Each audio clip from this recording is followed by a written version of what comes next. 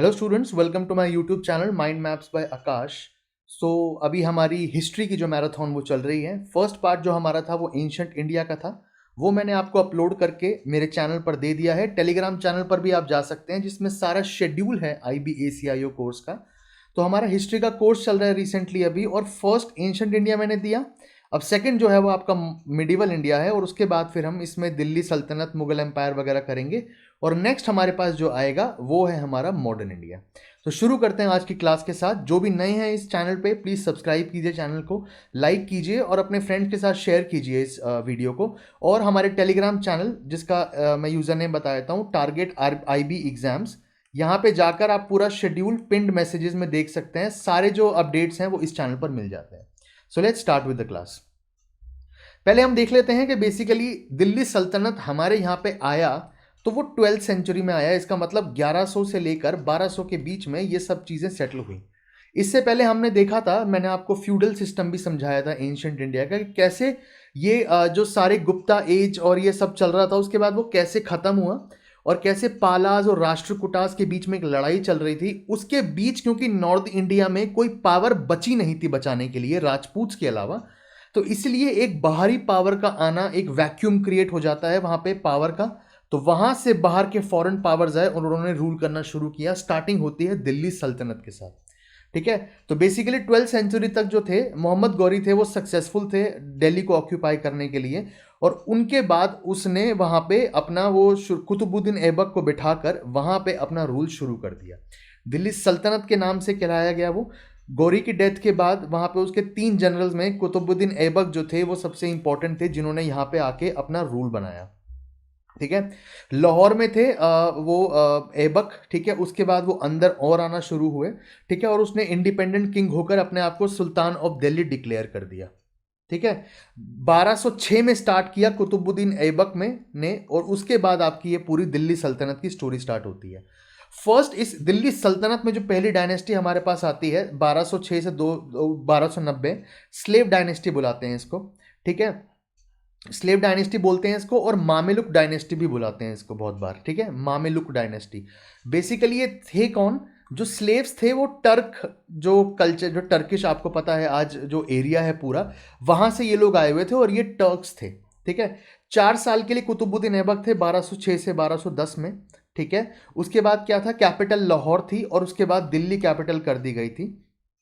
ठीक है, for his generosity he was known as Lakh Bakhsh, लख बख्श के नाम से, गिवर ऑफ लैक्स। ठीक है, इस नाम से भी उनको पहचाना जाता है। ठीक है, और जो यहाँ पे आर्ट एंड कल्चर है वो तो इतना डेवलप नहीं हो पाया, क्योंकि धीरे धीरे अभी दिल्ली सल्तनत सेटल हो रहा था। ठीक है, उनके लिए जो ठीक है, ऐबक के लिए एक बुक लिखी गई थी। किसने लिखी थी? हसन निज़ामी ने। कौन सी बुक लिखी थी? ताजुल मासिर। ठीक है, तो ये याद रखना कि इसने क्या किया था यहाँ पे। जब यहाँ पे आया ये तो कंस्ट्रक्शन हुआ कुव्वत उल इस्लाम, एक मॉस्क जो था वो बनाया गया दिल्ली के अंदर, कुव्वत उल इस्लाम। 2.5 दिन का झोपड़ा था वो अजमेर के अंदर सेटअप किया गया, और कुतुब मीनार की स्टार्टिंग हो गई, जो बाद में फिर इल्तुतमिश ने कंप्लीट किया। ठीक है, ठीक है, उसके बाद एक जो इम्पोर्टेंट हमारे यहाँ पे आता है, जो कुतुब मीनार, जैसे मैंने बताया कि इल्तुतमिश ने उसको कंप्लीट किया, जो कि उसके सक्सेसर थे कुतुबुद्दीन ऐबक के बाद जो आए थे। ठीक है, उसके बाद 1210 में जब वो पोलो खेल रहे थे, चौगन जिसको बुलाते हैं, याद रखिएगा ये वर्ड। ठीक है, लाहौर में खेल रहे थे तो वो अपने हॉर्स से गिरे और उसके बाद उनकी डेथ हो गई। उसके बाद आते हैं हमारे शमसुद्दीन इल्तुतमिश, जो बहुत ही इंपॉर्टेंट है। ठीक है, तो बेसिकली इल्तुतमिश जो थे वो एक स्लेव थे कुतुबुद्दीन ऐबक के। ठीक है, लेकिन अपनी एबिलिटी की वजह से और अपनी कैपेबिलिटी की वजह से वो इस मुकाम पे आए कि वो एक रूलर बने। ठीक है, उसके बाद उन्होंने बहुत सारी जगहों को रूल करना शुरू किया, और बैटल ऑफ तराइन जो हुई थी याल्दूज के साथ, बैटल ऑफ तराइन 1217। ठीक है, और उनको मार के, और उसके बाद फिर उसने सारा वो ले लिया था वो एरिया। ठीक है, क्या था कि इल्तुतमिश के वक्त पे, अब ये टर्क्स तो आ गए थे लेकिन इनके पीछे पीछे मंगोल भी चलने, जो मंगोलियन एम्पायर था, ठीक है, वो चलते चलते यहाँ पे इसके पीछे आ गया था। और सारी लड़ाइयाँ जो चंगेज़ खान की चल रही थी वो बेसिकली दिल्ली के लिए चल रही थी। लेकिन कुछ ऐसी चीज़ें हुई जिसकी वजह से फिर मंगोल का ध्यान वहाँ से हटा और हम बच गए। अदरवाइज अगर मंगोल्स इंडिया में आ जाते तो आज जो हमारी हिस्ट्री थी वो बहुत अलग होती। कोई कल्चर ही ना बचता, क्योंकि मंगोल्स का एक बहुत अच्छा वो तरीके से रूल करने का था कि वो जाते थे वहाँ पे, सब लोगों को मारते थे, औरतों को उठाते थे और उसके बाद प्रोक्रिएशन करके उसके बाद फिर वहाँ पे अपनी सेटलमेंट बनाते थे। तो बेसिकली ट्राइब्स थे वो एक तरीके से, और बहुत ही सैवेज थे। सैवेज का मतलब कि बहुत ही मतलब पुराने बीहड़ की एरिया में रहने वाले लोग थे। तो अगर वो आ जाते तो शायद आज जो हिस्ट्री है हमारी वो आज ऐसी ना होती, बहुत अलग होती, खराब जिसको मैं बोल सकता हूँ। ठीक है। उसके बाद इस सल्तनत को बचाने की कोशिश की इल्तुतमिश ने। ठीक है। और जो बचाना था मंगोल से, उसमें बहुत अच्छा काम किया उसने। ठीक है। उनके बाद जो हमारे यहाँ पे सबसे इंपॉर्टेंट इल्तुतमिश के लिए हो जाता है वो है उसके नॉबल्स। एक नोबल क्लास का उसने एक ग्रुप चलाया जिसको ग्रुप ऑफ 40 बोलते हैं, जिसका नाम था तुर्कान चहलगानी, कि वो इल्तुतमिश या कि जो रूलर होगा दिल्ली सल्तनत का, उनको हेल्प करेंगे एज काउंसिल ऑफ मिनिस्टर्स। उनको सपोर्ट करना, उनके लिए सपोर्ट गैदर करना, उनको समझाना क्या चीज़ें हो सकती हैं, उनको एडवाइस करना, सजेशन देना इस चीज़ के लिए। जिसकी वजह से क्या होगा कि आगे जाके हमें इशू भी दिखाई दिया।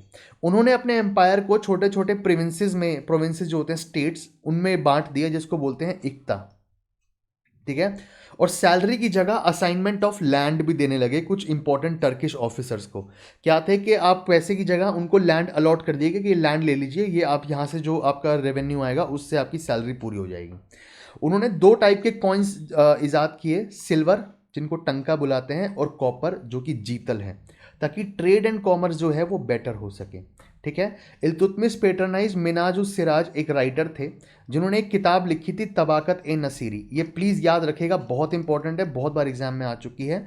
मिनाज उस सिराज ने लिखी थी तबाकत ए नसीरी। ठीक है, याद रखना प्लीज़ इसको। उसके बाद हमारे पास आती हैं रज़िया सुल्तान, फर्स्ट वुमेन तो थी दिल्ली सल्तनत में, लेकिन ऑफ कोर्स उनके साथ जो है वो बहुत बुरा हुआ और रज़िया सुल्तान को बहुत जल्दी ही रूल से हटा दिया गया। इल्तुतमिश की बेटी थी, ठीक है, रज़िया, और सक्सेसर बनी थी उसके बाद, और फर्स्ट लेडी सुल्तान थी इंडिया की। इसमें आपको इंपॉर्टेंट नहीं है उनकी डेथ कैसे हुई वो सब हुई, तो आपको सिर्फ ये इंपॉर्टेंट रखना है कि फर्स्ट सुल्तान जो थी, लेडी सुल्तान, वो थी रज़िया। ठीक है। उसके बाद नसीरुद्दीन महमूद है, इसके लिए आपको इंपॉर्टेंट नहीं है पढ़ना। घियासुद्दीन बलबन आपके लिए बहुत इंपॉर्टेंट हो जाता है, क्योंकि इन्होंने उस जो पहले के रूलर्स में मैंने जैसे बताया था आपको कि थे उसमें, जिसमें वो एक्सपेंशन जब करते थे बहुत अलग तरीके से और बहुत ही अग्रेसिव होके करते थे। बलबन भी उन्हीं तरीके में से आते हैं और उन्होंने बहुत ही एक्सपेंशन किया और बहुत ही एग्रेसिव तरीके से किया। उन्होंने काफ़ी सारी चीज़ें इस डायनेस्टी को, जो स्लेव डायनेस्टी है, उसको दी। कैसे? उन्होंने तुर्के चहलगानी की पावर को डिस्ट्रॉय करने की कोशिश की, क्योंकि अब वो जो नॉबल्स थे वो इतने पावरफुल हो गए थे कि वो जो सुल्तान है उसकी पावर के आड़े आ रहे थे। ठीक है। तो उन्होंने एक न्यू थ्योरी ऑफ किंगशिप रखी। ठीक है, बेसिकली। ठीक है। और उसको बता दिया कि ये ऊपर गॉड का उतारा हुआ एक अवतार है जो यहाँ पे हमें रूल कर रहे हैं। तो एक न्यू थ्योरी ऑफ किंगशिप आई कि राजा को देखने का, सुल्तान को देखने का एक नज़रिया बदलने के लिए। ठीक है।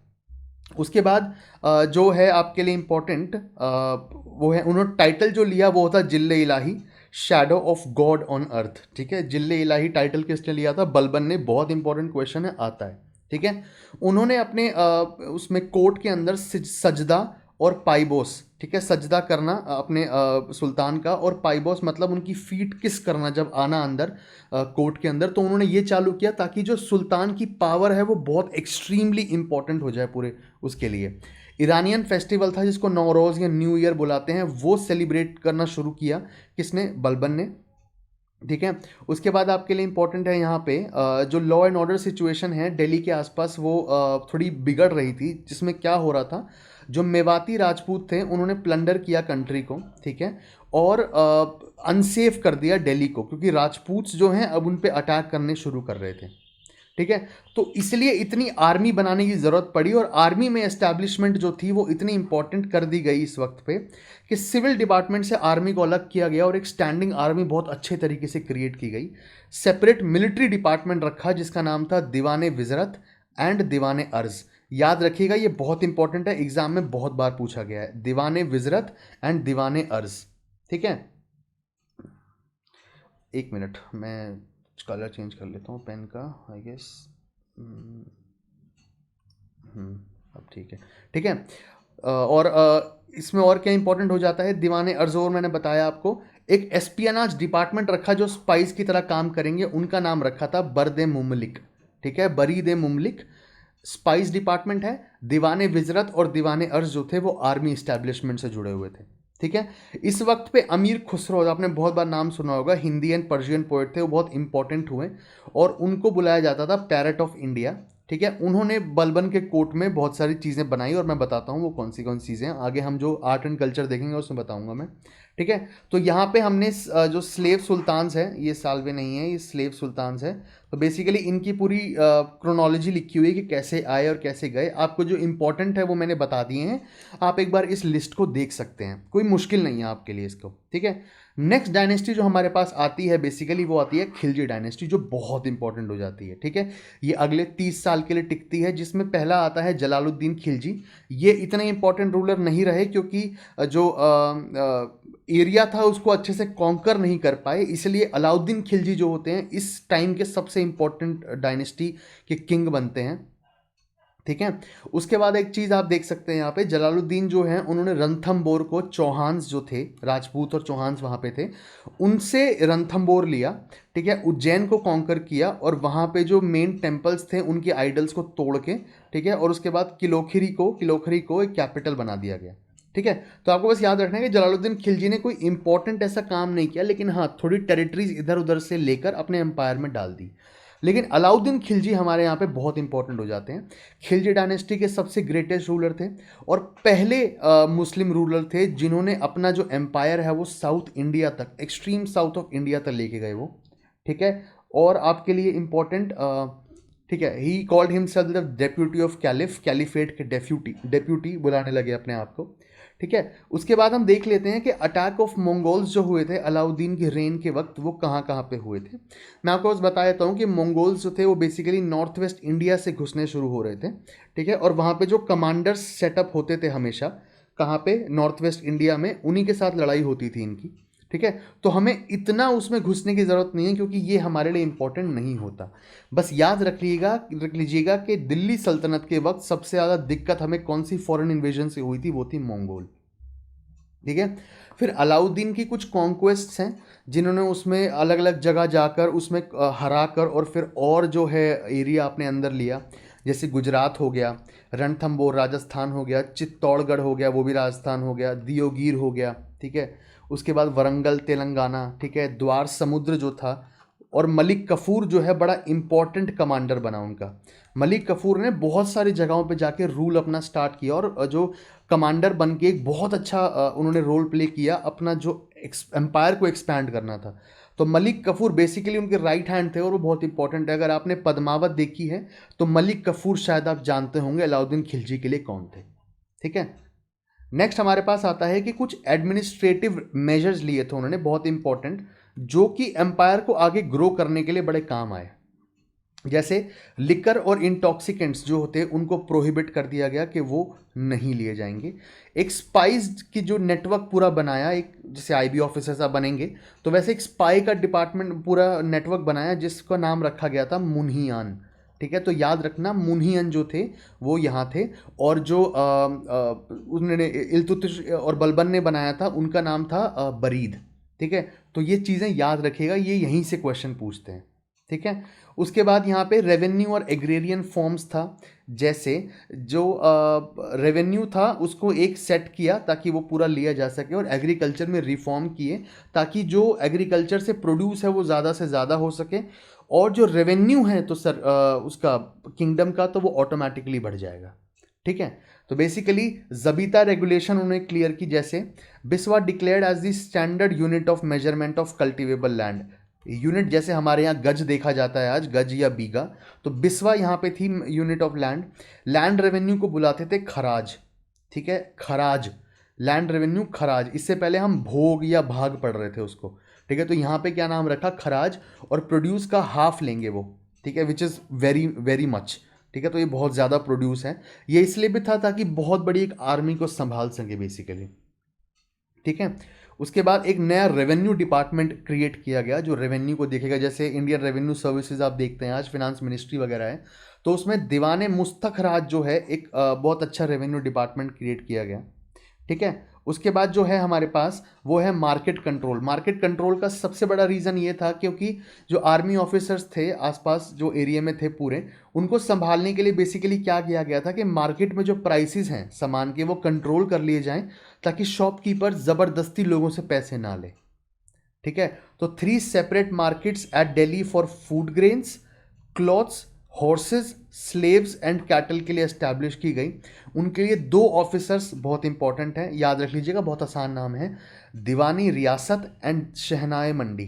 ठीक है, शहना मंडी और दीवाने रियासत, ये 2 लोग थे जो मार्केट कंट्रोल के ऑफिसर्स थे और बड़ा ध्यान रखते थे मार्केट में सब प्राइसेस कंट्रोल करने के लिए। मिलिट्री रिफॉर्म्स लिए गए, जिन्होंने, ये पहले ऐसे सुल्तान थे जिन्होंने फर्स्ट टाइम एक परमानेंट स्टैंडिंग आर्मी रखी जो किंग के लिए हमेशा रेडी रहेगी, कभी भी वॉर होगा तो स्टैंडिंग आर्मी एक तैयार रहेगी। इससे पहले क्या होता था कि छोटे छोटे कमांडर हैं उनको आर्मी दे दी, और जब भी कोई वॉर होगा तो कमांडर को एक नोटिस दिया जाएगा और वो अपनी आर्मी लेकर आएगा। जिसके लिए ये थोड़ा समझना ज़रूरी है कि अगर कमांडर विरुद्ध हो जाएगा राजा के, तो बेसिकली जो आर्मी होगी कमांडर की, वो आर्मी को ओबे करेगी, तो वो सुल्तान की एक सीट के लिए बहुत मुश्किल हो जाता है फिर उसको बचा के रखना। इसलिए उन्होंने एक स्टैंडिंग आर्मी रखी कि अगर कभी वॉर होता है ऐसा तो आर्मी लॉयल रहे किंग के साथ। ठीक है, डायरेक्ट रिक्रूटमेंट ऑफ सोल्जर्स किससे करते थे? अर्ज मामलिक जो थे ऑफिसर, वो डायरेक्ट रिक्रूट करते थे सोल्जर्स को। जैसे आज हमारे होते हैं जो एग्जाम्स वगैरह होते हैं, तो बेसिकली अर्ज मामलिक थे, ये सीधा लेते थे उनको। उसके बाद दाग और हुलिया, ठीक है, एक नया सिस्टम चलाया गया जिसमें क्या होता था, दाग सिस्टम होता था कि जितने भी सोल्जर्स होंगे उनके हॉर्सेस को ब्रांडिंग दी जाएगी ताकि वो बेचे ना आगे जाके। दाग, एक ब्रांडिंग दी जाएगी, एक स्टिकर वगैरह, मतलब जो एक पूरा निशान बनाया जाएगा उन पे ब्रांडिंग। उसके बाद एक था हुलिया और चेहरा सिस्टम, इसको हुलिया चेहरा बोलते हैं, कि एक जो सोल्जर है जो रिक्रूट किया जाएगा उसकी पूरी डिस्क्रिप्शन लिखी जाएगी। तो हुलिया, आपको पता है ना कैसा हुलिया बना रखा है, तो चेहरा उससे याद आ जाएगा आपको। तो सोल्जर्स का ये सिस्टम बनाया था ताकि वो पहचाने जा सकें। ठीक है, मिलिट्री डिपार्टमेंट को डायरेक्टली सेल किए जाते थे जो हॉर्सेस जितने भी होते थे, और उनका नाम रखा था दीवाने अर्ज, ये आपको पता है, जो बलबन ने क्रिएट किया था। ठीक है, उसके बाद आपके लिए इंपॉर्टेंट क्या है, आर्ट एंड लर्निंग में अमीर खुसरो जो थे वो बहुत इंपॉर्टेंट थे यहाँ पे। और जो अलाउद्दीन खिलजी थे, उन्होंने एक नई सिटी बिल्ड की जिनका नाम था सिरी। ठीक है, कुतुबी मॉस्क जो था उसको थोड़ा बड़ा किया गया, और बहुत सारे दरगाह वगैरह बनाई गई। ठीक है, दरगाह किसकी बनाई गई? निज़ामुद्दीन औलिया जो थे, ठीक है, उनकी दरगाह बनाई गई। और अलाई मीनार, कुतुब मीनार के पास एक सेट किया गया, लेकिन उसको कंप्लीट नहीं कर पाए, उन्होंने शुरुआत की। ठीक है, उसके बाद हमारे पास डायनेस्टी आती है, तुगलक डायनेस्टी, जो एक बहुत ही बड़े एक्सपेरिमेंट से चली थी और ये इतना इंपॉर्टेंट नहीं हो पाई। ठीक है, तो इसके पहले जो थे वो थे गियासुद्दीन तुगलक। ठीक है, उन्होंने क्या किया कि ये पहले सुल्तान थे जिन्होंने नाम के आगे गाजी डाल दिया। क्या डाल दिया? गाजी। ठीक है, a code of law create किया गया। ठीक है, ताकि लॉ जो है वो पूरा यूनिवर्सल कर दिया जाए पूरे एम्पायर में और हर जगह वो सेम लॉ चले। एक बिग पैलेस फोर्ट बनाया उन्होंने, ठीक है, जिसका नाम रखा तुगलकाबाद। ऑफकोर्स जो टूरिस्ट हैं वो डेफिनेटली यहाँ जा चुके हैं, और जो आप जा चुके हैं तो प्लीज़ बताइएगा कैसा लगा आपको। ठीक है, और ये पहले सुल्तान थे जिन्होंने कैनाल्स बनाने की बात करी ताकि एग्रीकल्चर को इम्प्रूवमेंट मिल सके। ठीक है, उसके बाद हमारे सबसे सेलिब्रेटेड जो मोहम्मद बिन तुगलक हैं वो मनाए जाते हैं, जो तुगलक डायनेस्टी के लिए इंपॉर्टेंट थे। ठीक है, ये बेसिकली क्या थे, इन्होंने एक्सपेरिमेंट्स तो बहुत सारे किए, लेकिन इशू क्या हो गया कि ये एक्सपेरिमेंट्स को अच्छे से वो नहीं कर पाए, मतलब अच्छे तरीके से उसको लगा नहीं पाए एक्सपेरिमेंट्स को। ठीक है, और वो एक्सपेरिमेंट्स फिर इस एम्पायर के डूबने का एक बहुत बड़ा कारण बना। ठीक है, तो इसीलिए मोहम्मद बिन तुगलक इस एम्पायर, ये तुगलक डायनेस्टी है, इसके लिए बड़े इंपॉर्टेंट हो जाते हैं, क्योंकि इन्होंने बहुत सारे ऐसे स्टेप्स लिए जिससे आगे फिर इशू हुआ पूरे एम्पायर को। ठीक है, उसके बाद आपके लिए इंपॉर्टेंट क्या है, चाइनीज एम्परर तोघन तैमूर जो है वो यहाँ पर बार बार आ रहे थे दिल्ली में। ठीक है, और मोहम्मद परमिशन ली ताकि बुद्धिस्ट टेम्पल्स हिमालयन रीजन में बनाए जा सके। तो बेसिकली इतना मतलब चल रहा था दूसरे उनके साथ। ठीक है, और उन्होंने एक और क्या किया कि अपना एक इब्न बतूता, याद रखेगा, इब्न बतूता किस वक्त पे आए थे? मोहम्मद बिन तुगलक, यानी तुगलक डायनेस्टी के वक्त पे, मंगोल एम्परर ऑफ चाइना में भेजा। ठीक है, बेसिकली। ठीक है, बहुत ही एम्बिशियस प्रोजेक्ट्स बनाए उन्होंने। जैसे प्रोजेक्ट्स बताए तो एम्बिशियस मतलब कि वो जिनके एम जो है वो टारगेट बहुत बड़े बड़े हैं, लेकिन उनको पूरा करने में बहुत मेहनत लगती है बेसिकली, और ये नहीं कर पाए इसलिए दिक्कत हुई इनको। सुल्तान ने जो था टैक्सेशन लेवल अपना बढ़ा दिया दोआब एरिया में, ठीक है। ट्रांसफर ऑफ कैपिटल कर दिया दिल्ली से दियोगीर, ठीक है। टोकन करेंसी चला दी गई ब्रोंज कॉइन्स की, क्योंकि जो दूसरा मेटल था वो मुश्किल था बहुत और महंगा भी था। तो बोल के कि एक ब्रॉन्ज कॉइन जो होगा वो किसके बराबर होगा, उस बड़े कॉपर कॉइन के, ठीक है। लेकिन इन्होंने क्या किया कि ये बोल दिया कि ये एक ब्रॉन्ज कॉइन आपको दिया जा रहा है, इसकी जो वैल्यू होगी मार्केट के अंदर वो एक कॉपर कॉइन की वजह से। जिसके प्रॉब्लम क्या हुई कि जिनके पास ब्रॉन्ज अवेलेबल थे उन्होंने कॉइन्स सेट किए बहुत सारे, और उन कॉइन्स को देकर कॉपर की जितनी वैल्यू का सामान ले लिया, जो कि बहुत मुश्किल हुआ। तो टोकन करेंसी वाला एक्सपेरिमेंट भी फेल हो गया। दिल्ली से दियोगीर जब वो ट्रांसफर करते अपनी कैपिटल, तो बहुत लोगों की बीच में मौत हो गई फेमीन की वजह से, खाना वाना मिलने की वजह से, थकावट की वजह से। और फिर उन्होंने जब वो चीज़ सही से सेट नहीं हो पाई, फिर वापस बोला कि दियोगीर से दिल्ली चलते हैं, तो ये एक्सपेरिमेंट भी फेल हो गया उनका, ठीक है। उसके बाद कुमाऊं कुराचिल जो था, जिसमें कुमाऊं हिल्स है जो हिमालयाज के, वहाँ का एक्सपीडिशन भी किया उन्होंने जाकर, ठीक है। तो इन चीज़ों की वजह से क्या है ना कि इनको बहुत बड़ा इशू हुआ, और दिल्ली सल्तनत की जो पावर है वो धीरे धीरे कम होने लगी, ठीक है। उसके बाद जो फिरोज शाह तुगलक है वो नेक्स्ट रूलर आए, जिनको बहुत इंपॉर्टेंट रूलर इसलिए माना जाता है क्योंकि उन्होंने कुछ छोटी छोटी चीज़ें की एग्रीकल्चर डिपार्टमेंट के लिए और कुछ वेलफेयर के लिए, जिसकी वजह से ये बहुत ही इंपॉर्टेंट रूलर बन जाते हैं फिरोज शाह तुगलक, ठीक है। इनके लिए क्या है, जो इम्पीरियल कोर्ट ऑफ दिल्ली था उसको अब सेंटर ऑफ कल्चर बना दिया गया है। आर्ट एंड कल्चर में बहुत ज़्यादा वो इंपॉर्टेंट रोल प्ले किया इन्होंने, और ये बहुत ज़्यादा कीन इंटरेस्ट था इनका, ठीक है। बहुत सारे पोएट्स, फिलोसोफर्स और हिस्टोरियंस आके रहने लगे, ठीक है। मोस्ट रिमार्केबल कंट्रीब्यूशन जो था साइंस में वो क्या था, जैसे इसमें आपको मैं एक इंपॉर्टेंट किताब बताता हूँ, जिक्र मुनसबत खावकिब, ठीक है। ये याद रख लीजिएगा कि ये इंपॉर्टेंट साइंस की कुछ एस्ट्रोनॉमी की किताबें हैं जो इस वक्त पे लिखी गई।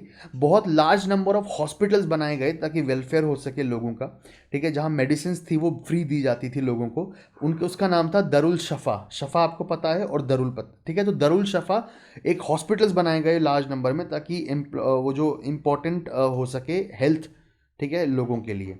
एक एम्प्लॉयमेंट ब्यूरो चलाया ताकि जो अनएम्प्लॉयड हैं उनको एक एम्प्लॉयमेंट दी जा सके, ठीक है। जागीर सिस्टम जो अलाउद्दीन खिलजी ने स्टार्ट किया था, जागीर्स बनाए थे, ठीक है। और granted it to his military in lieu of cash salaries. Basically jagir system क्या होता था, जिसमें जो मिलिट्री कमांडर्स थे उनको ग्रांट ऑफ लैंड दिया जाता था पैसों की जगह, ठीक है। तो बेसिकली ये जागीर सिस्टम था, ये जो बीच में ख़त्म हो गया था, इसको वापस लाया गया। और अब जो है iqtas granted and the post of officials and soldiers were में हेडेटरी। क्या इसका मतलब क्या है कि आप जब भी कोई मेजर पोस्ट पे किसी को डालेंगे तो वो एक्चुअली आप रिक्रूट करेंगे, लेकिन इन्होंने क्या किया कि उस रिक्रूटमेंट की जगह उसको हेरिडेटरी लगा दिया कि आपका जो बेटा है वो करेगा, उसके बाद उसका बेटा करेगा। जिसकी वजह से क्या होता है कि जब एक पोस्ट पूरी फैमिली के पास साल दर साल चलती रहेगी, तो जो वो पोस्ट है वो बहुत ज़्यादा उस फैमिली की लगने लगती है, और फिर जो सेंट्रल पावर की जो पावर है, सेंट्रल अथॉरिटी, ठीक है, वो कम होने लगती है, और वो एरिया पूरा उस फैमिली के कंट्रोल में आने लगता है, ठीक है। स्लेव्स के लिए एक डिपार्टमेंट खोला गया था जिसका नाम था दीवाने बंदगान। नाम याद रखिएगा, दीवाने बंदी से याद रख सकते हैं।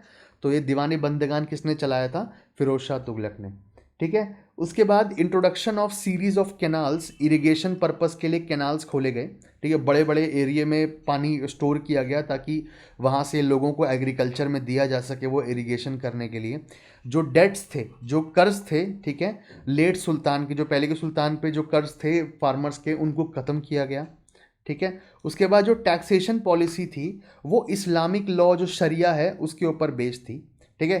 5 टैक्सेस इम्पोज किए गए थे। एक था खराज। खराज मतलब कि जिस लैंड को आप कल्टीवेट कर रहे हैं और जिस पे क्रॉप्स उगा रहे हैं वहाँ से टैक्स लिया जाएगा, जिसको बोलते हैं खराज। जजिया, जजिया टैक्स आपको पता है, जजिया टैक्स जो है, ठीक है, वो दिया जाएगा। जजिया पोल टैक्स होता था एक, जो नॉन मुस्लिम्स पे हुआ करता था, ठीक है। उसके बाद आपके लिए इंपॉर्टेंट, हाँ, ये 3 है, खराज, जजिया और जजिया पोल टैक्स होता था एक, ठीक है, बेसिकली नॉन मुस्लिम्स पे, ठीक है। ही इंट्रोड्यूस्ड ट्रेड के ऊपर ऑक्ट्रॉय ड्यूटीज़ भी उसने इंट्रोड्यूस की, ठीक है। उसके बाद क्या किया उसने कि जो पब्लिक वर्क है आर्ट एंड आर्किटेक्चर पे उसने ध्यान दिया, ठीक है। वो एक लवर ऑफ गार्डन्स थे, उन्होंने बहुत सारे गार्डन्स सेटअप किए। टाउन कौन से ढूंढे, जौनपुर जो यूपी में पता है आपको, फतेहाबाद, हिसार, फिरोजपुर, ठीक है। तो ये सारी उन्होंने जो थे वो इंट्रोड्यूस किए, ठीक है। टाउन्स वगैरह और गार्डन्स का मैंने बताया आपको बड़ा शौक था उन्हें, ठीक है। वही थे जो अशोकन पिलर थे, 2 अशोकन पिलर दिल्ली में लाए, कहाँ से? खिजराबाद एंड मेरठ से सॉरी, खिजराबाद एंड मेरठ से अशोकन पिलर, 2 अशोकन पिलर यहाँ पे लेकर आए ये दिल्ली के अंदर, ठीक है। बरानी, ठीक है, और अफीफ, दो जो थे जो पोएट्स थे उसके बहुत बड़े पेट्रोनेज थे, बड़ा मानते थे उनको, बरानी, ठीक है, और अफीफ, ठीक है। Shams Siraj Afif was the official historian, ठीक है, ऑफ फिरोज रेन, ठीक है, उस वक्त पे थे वो। लास्ट डायनेस्टी हमारे पास दिल्ली सल्तनत की आती है, सैयद डायनेस्टी, जो कि इतनी इंपॉर्टेंट नहीं चल पाई। तो इसमें जो खिज़्र खान जो है और मुबारक शाह है, ये आपके लिए इंपॉर्टेंट नहीं होते क्योंकि इन्होंने कोई ऐसा खास काम किया नहीं। हमारे पास जो डायनेस्टी नेक्स्ट आती है वो होती है लोधी डायनेस्टी, और इसके बाद फिर अब मुगल एम्पायर आना शुरू हो जाएगा। इसमें पहले जो लीडर है हमारे पास वो है बहलूल लोधी, वो इस डायनेस्टी के फाउंडर थे, और उन्होंने जो दिल्ली सल्तनत जो सैयद डायनेस्टी के बाद धीरे धीरे कम होने लगा था उसकी ग्रेटनेस वापस लाने की कोशिश करी। उन्होंने महमूद शाह शर्की, जौनपुर थे, उनके साथ लड़ाई करके उस ग्लोरी को वापस लाके और पूरा कोशिश की उस दिल्ली सल्तनत के जो पावर है उसको वापस लाने की, ठीक है। उन्होंने बहुत सारी जगहों पे कब्जा किया, जैसे मेवात, संभाल, कोल, सुकेत, मणिपुर, भोनगांव, रेवाड़ी, इटावा, छंदवार, ये सारे एरिया आपको याद करने की ज़रूरत नहीं है, लेकिन बस समझ लीजिए, ठीक है। तो ये आपको याद करने की ज़रूरत नहीं है, ठीक है। नेक्स्ट हमारे पास आते हैं सिकंदर लोधी, ये याद रखिएगा प्लीज़, ठीक है, सिकंदर लोधी, ठीक है। अंडर द बहलूल लोधी के बाद एक एबल सन आए उनके, मतलब काबिल एक बेटे थे, निज़ाम शाह, जिन्होंने एक टाइटल लिया सुल्तान सिकंदर शाह, ठीक है। उन्होंने बिहार और राजा ऑफ तिरहुत को वो करके, ठीक है, उसको अपने अंडर लिया, ठीक है।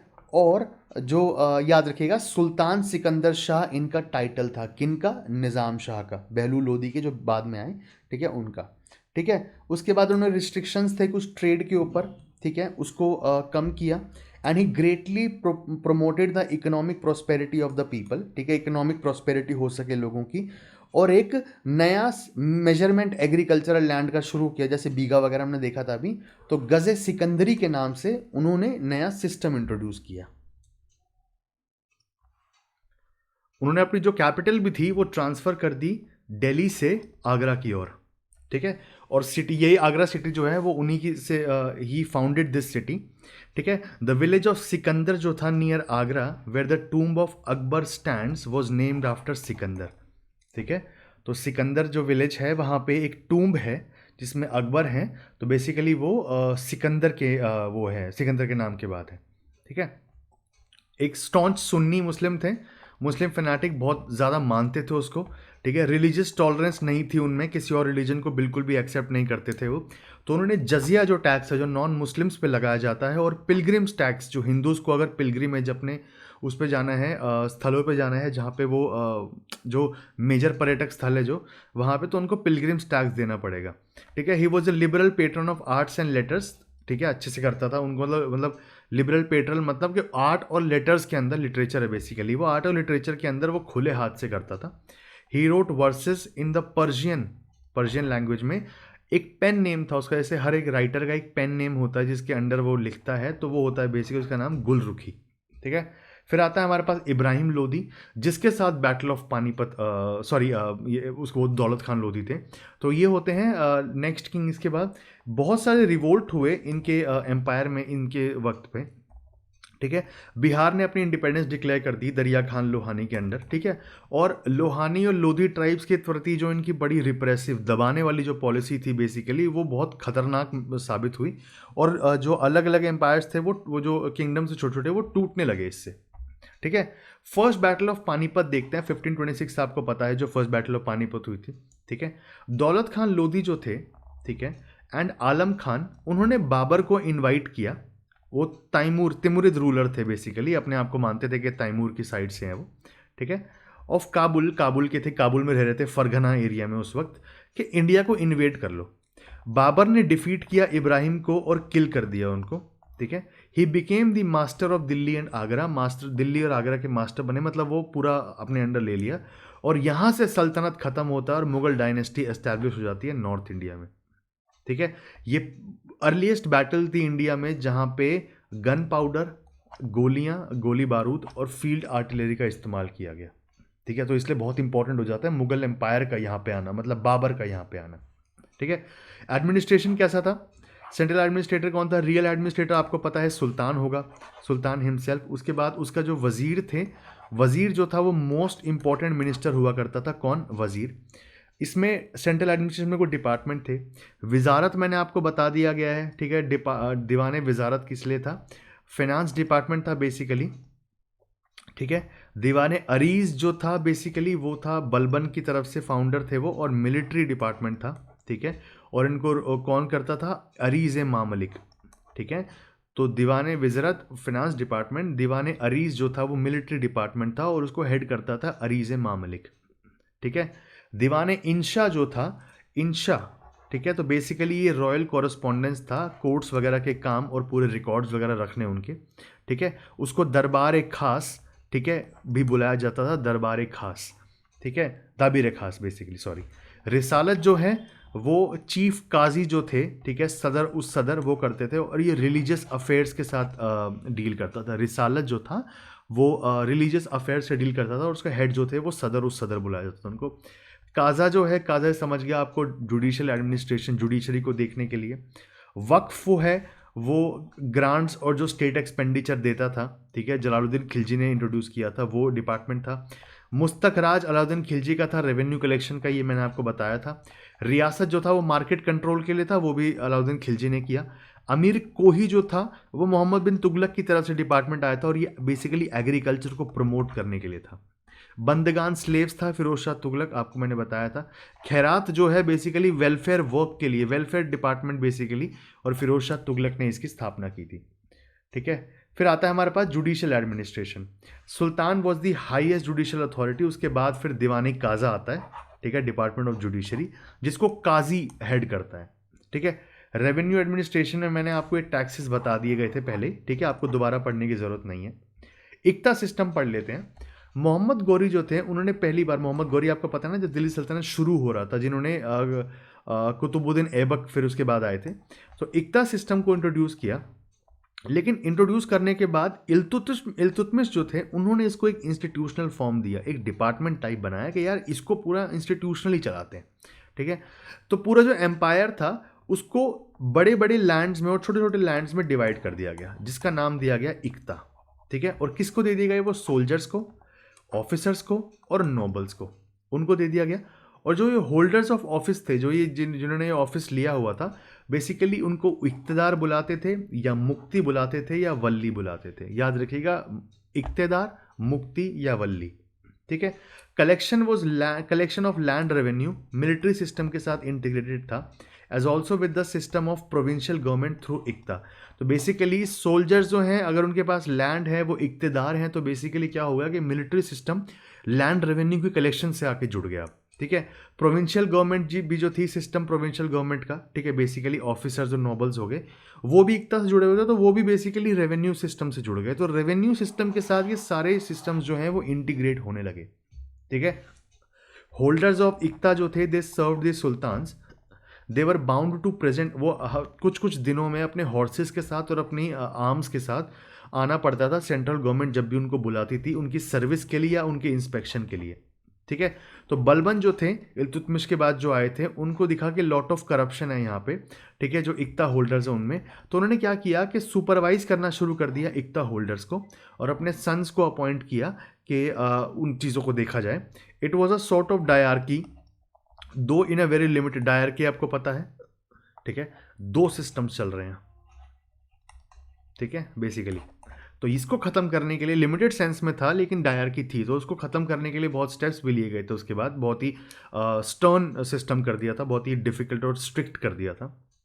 ठीक है, उसके बाद हमारे पास इंपॉर्टेंट क्या आता है, Alauddin brought most of the small iqtas back it to the khalisa by a stroke of the pen. But under Firoz it became hereditary. Alauddin ने क्या किया कि उसको बेटर करने के लिए सिस्टम को, ठीक है, उसने इन पे जो है वो कसा एकदम पूरा जोर अपना। लेकिन जब फिरोज शाह तुगलक आया, जैसे हमने देखा था, उसने क्या किया, इस सिस्टम को हेरिडेटरी कर दिया कि आपका बाप बाप कर रहा है, फिर बेटा, फिर उसका बेटा, फिर उसका बेटा। तो उससे फिर इश्यूज और आने लगे यहाँ पे। और जो सिस्टम है, एडमिनिस्ट्रेशन सिस्टम और रेवेन्यू सिस्टम, वो सेंट्रल गवर्नमेंट के हाथ से जाता रहा और इन इक्तदार्स के हाथ में आ गया, जो कि फिर सेंट्रल अथॉरिटी टूटती गई। बुक्स याद रख लीजिएगा, बहुत इंपॉर्टेंट है, इस पे 5-10 स्टार मार लीजिए जितने मार सकते हैं।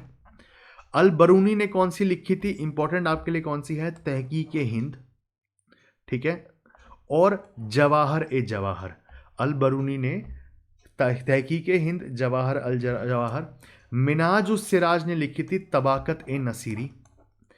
अमीर खुसरो ने जो लिखी थी मैं बता देता हूँ, खाजेन उल फुतुहू याद रखिएगा प्लीज़, तुगलकनामा याद रखिएगा, मिफ्ताह उल फतह याद रखिएगा, और शिरीन खुसरू ये याद रखिएगा।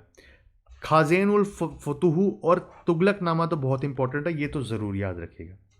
फिर आते हैं ज़ियाउद्दीन बरानी, इनकी आप 2 याद रखिएगा किताब, बहुत इंपॉर्टेंट है, फतवा ए जहानदारी एंड तारीख ए फिरोज शाही। तो फिरोज शाह तुगलक के बारे में समझ आ रहा होगा, तारीख ए फिरोज शाही, तो फतवा ए जहानदारी एंड तारीख ए फिरोज शाही, ठीक है। उसके बाद आपके लिए इंपॉर्टेंट कौन है, अबू बकर हैं। अबू बकर ने कौन सी लिखी, चाचनामा, ठीक है। उसके बाद आपके लिए शम्स सिराज अफीफ जो हैं, तारीख ए फिरोज शाही, इन्होंने भी इसमें काम किया। इब्न बतूता का बहुत इंपॉर्टेंट है, किताबुल रहला याद रखेगा, किताबुल रहला, ठीक है, बहुत इंपॉर्टेंट है, और आपकी एनसीईआरटीज में डायरेक्टली दिए भी हुए हैं इसके बारे में बहुत बार। फिरदौसी जो है लास्ट हमारे पास है, उन्होंने लिखी थी शाहनामा, फिरदौसी ने लिखी शाहनामा, ठीक है। संस्कृत बुक्स जो उस टाइम पे लिखी गई सल्तनत पीरियड में, इसमें आपके लिए इंपॉर्टेंट कौन सी है यहाँ पे, अभी आपको इसमें कोई ज़रूरत नहीं है पढ़ने की, तो आप इसको छोड़ सकते हैं। म्यूज़िक जो है, धीरे धीरे म्यूजिकल इंस्ट्रूमेंट्स आए, जैसे रबाब और सारंगी, ठीक है, वो आके जुड़े, और अमीर खुसरो ने बहुत सारी चीज़ें ऐसी की जिससे जो पर्शियन कल्चर है वो इंडियन कल्चर के साथ मिक्स हो सके, और फिर एक साथ में एक काम, मतलब एक फ्यूजन हो सके कल्चर का बेसिकली, ठीक है। उसके बाद बलबन जो थे, उन्होंने जो एनकरेज किया कि सोसाइटी ऑफ डांसर्स को रखा जाए और म्यूजिशियंस को रखा जाए, ठीक है। तो ये रबाब और सतरंगी प्लीज़ याद कर लीजिएगा इसको, ठीक है। अलाउद्दीन खिलजी थे, उन्होंने पेट्रनाइज किया मेजर जो थे अमीर खुसरो को, और टाइटल दिया नायक का या मास्टर खुसरो का इनको, ठीक है। इन्होंने क्या किया, यहाँ पे बहुत सारे जो इंस्ट्रूमेंट्स थे उनको वो किया, इन्वेंट किया, जैसे सितार जो थे, it is one of those, ठीक है, उसको इन्वेंट किया। म्यूज़िक जो था वो गियासुद्दीन तुगलक जो थे, पहले तुगलक किंग, उनके रेन में ख़त्म हो गया था, लेकिन बैन कर दिया गया था, लेकिन एनकरेज वापस किया गया मोहम्मद बिन तुगलक में, ठीक है। और फिरोज शाह तुगलक हैं, वो बहुत ही फॉन्ड थे किसके, म्यूज़िक के, तो उन्होंने वापस उसको लेके आया, और he got the Indian classic work, जो राग दर्पण था, बहुत इंपॉर्टेंट है, याद रख लेगा प्लीज़, कि फिरोज शाह तुगलक ने कौन सी किताब को ट्रांसलेट कराया पर्शियन में, एक क्लासिकल वर्क था इंडिया का जिसको बुलाते हैं राग दर्पण, ठीक है। तो प्लीज़ याद रखिएगा इसको, ये मैं इसलिए मैं स्क्वायर करके आपको मार्क करके भी दिखा रहा हूँ। पेंटिंग में सल्तनत ने थोड़ी सी कोशिश की थी पेंटिंग दिखाने की, लेकिन पर्शियन इंडियन स्टाइल को जोड़ने की कोशिश की, लेकिन इतना इलस्ट्रेशन देखने को मिला नहीं। इसमें थोड़ा आपको जैन और राजस्थानी पेंटिंग स्टाइल्स भी मिलते हैं आपको, जैन जो जैनिज़्म का है और राजस्थानी टेम्पल्स का, वो थोड़ा सा मिलता है। आउट ऑफ सल्तनत पेंटिंग ट्रेडिशन मेजर स्कूल्स जो निकल कर आए वो थे मुगल, राजस्थानी और दक्कनी स्कूल, ठीक है, जिनकी अलग अलग एक पहचान थी, लेकिन थोड़े से जो मिक्सचर्स हैं वो इसमें फ्यूजन दिखाई देता था, ठीक है। आर्किटेक्चर है, मैं याद करा देता हूँ आपको। कुव्वतुल इस्लाम है, आपको याद है, कुतुबुद्दीन ऐबक है जिन्होंने दिल्ली में कराया। फिर 2.5 दिन का झोपड़ा जो अजमेर में है, कुतुबुद्दीन ऐबक की तरफ से। कुतुब मीनार है, दिल्ली में शुरू किया, लेकिन इल्तुतमिश ने उसको कंप्लीट किया। हज़रत निज़ामुद्दीन औलिया जो है वो अलाउद्दीन खिलजी ने दिल्ली के अंदर बनवाया, साथ में बनाया अलाउद्दीन खिलजी ने दिल्ली के अंदर ही अलाई दरवाज़ा और जम्मत खाना मस्जिद, ठीक है। उसके बाद तुगलकाबाद फोर्ट है, ये गियासुद्दीन तुगलक हैं, ठीक है, इन्होंने बनवाया था, ये हमने देखा था, ठीक है। तो ये याद कर लीजिएगा, 1 2 3 4 5 और 6, ठीक है, बहुत इंपॉर्टेंट है। अलाई दरवाज़ा बहुत बार आ चुका है, तो इसलिए उसको याद कर लीजिएगा। फिर क्या हुआ कि जब ये साथ में दिल्ली सल्तनत थोड़ी सी वीक होती गई, तो इसकी वजह से क्या हुआ कि, और इन्होंने क्या किया कि जो ये प्रोविंशियल किंगडम्स थे वो धीरे धीरे निकलना शुरू हुए वहाँ से, ठीक है। छोटे छोटे किंगडम्स बनने लगे, इमर्ज होने लगे, जब ये जो दिल्ली सल्तनत है थोड़ी सी वीक होती गई, ठीक है। जो तैमूर थे जिन्होंने 1398 में अटैक किया दिल्ली के ऊपर, और उसके बाद फिर तुगलक किंग जो हैं उनको बड़ा परेशान किया, ठीक है। तो उन्होंने दिल्ली सल्तनत की वीकनेस जो थी वो एक्सपोज कर दी सबके सामने, और किंगडम्स को फिर ऐसा लगा कि हम लोग फ्रीडम ले लेते हैं, और जो प्रोविंशियल गवर्नर, जो स्टेट में गवर्नर्स बिठा रखे थे और ऑटोनोमस प्रिंसिपैलिटीज थी, उन्होंने अपनी इंडिपेंडेंस डिक्लेयर कर दी, ठीक है। इनमें सबसे बड़े एम्पायर जो थे वो थे बाहमनी किंगडम और विजयनगर एम्पायर, जो दक्कन और नीचे साउथ की तरफ थोड़े से थे, जो डेक्कन में निकले जब सल्तनत थोड़ा एंड होना शुरू हुआ, ठीक है। और उसके बाद आगे हम देखते हैं कि छोटे छोटे प्रोविंशियल किंगडम्स कौन से थे। मालवा किंगडम था, कैपिटल थी धार या मांडू, ठीक है। इसके फाउंडर थे हुशांग शाह, और इन्होंने होशंगाबाद इंट्रोड्यूस की, मतलब फाउंड की। गुजरात में कौन थे, ठीक है, गुजरात, ये बस एम्पायर याद रख लीजिएगा, इसमें इंपॉर्टेंट आपको याद रखने की जरूरत नहीं है, ठीक है। मेवाड़ में जो चित्तौड़ कैपिटल थी उसकी, और राणा कुंभजय और राणा संघ, राणा संगा आपने याद होगा, आपने नाम सुना होगा राणा संगा का, ठीक है। तो बेसिकली याद रखिए कि ये बहुत इंपॉर्टेंट है, और ये ठीक है। और यही जो थे राणा संगा के साथ ही बाबर की एक बैटल हुई थी जिसको बुलाते हैं बैटल ऑफ खानवा, जो कि 1527 बैटल ऑफ पानीपत के एक साल बाद हुई, बैटल ऑफ खानवा राणा संगा के साथ, जो मेवाड़ किंगडम के थे, ठीक है। उसके बाद आपके लिए इंपॉर्टेंट क्या है, उड़ीसा गंगा डायनेस्टी, अनंतिवर्मन, ठीक है। अच्छा हाँ, उड़ीसा के अंदर याद रख लीजिएगा गंगा डायनेस्टी आई और गजपति डायनेस्टी आई, ठीक है। गंगा डायनेस्टी और गजपति डायनेस्टी, इसमें अनंतिवर्मन गंगा याद रख लीजिएगा, ये नाम पूछा गया है क्वेश्चन, ठीक है। अनंतिवर्मन गंगा, और नरसिम्हवर्मन कपिलेंद्र जो थे वो गजपति डायनेस्टी के थे, ठीक है। इन्होंने जगन्नाथ टेम्पल जो आज आप देखते हैं पुरी में, जो उड़ीसा में जो जगन्नाथ टेम्पल है, वो अनंतिवर्मन गंगा ने बनवाया था, जो गंगा डायनेस्टी के थे। जो कोणार्क टेम्पल आप देखते हैं, ठीक है, वो किसने बनवाया था, गजपति डायनेस्टी ने, ठीक है। तो इसके बाद आपके लिए इंपॉर्टेंट क्या हो जाता है, और आपके लिए इंपॉर्टेंट नहीं है, अब हम चलते हैं विजयनगर एम्पायर की तरफ, ठीक है। Vijayanagar empire was founded in 1336, दो लोगों ने, हरिहार एंड बुक्का, संगम डायनेस्टी के जो थे। संगम डायनेस्टी सबसे पहली डायनेस्टी थी विजयनगर एम्पायर की, ठीक है। संगम डायनेस्टी, ये पूछ सकते हैं क्रोनोलॉजी के पहली डायनेस्टी कौन सी थी, ठीक है। उसके बाद जो इंपॉर्टेंट हमारे लिए है कि बेसिकली जो हरिहार और बुक्का हमने पढ़ लिया है, ठीक है।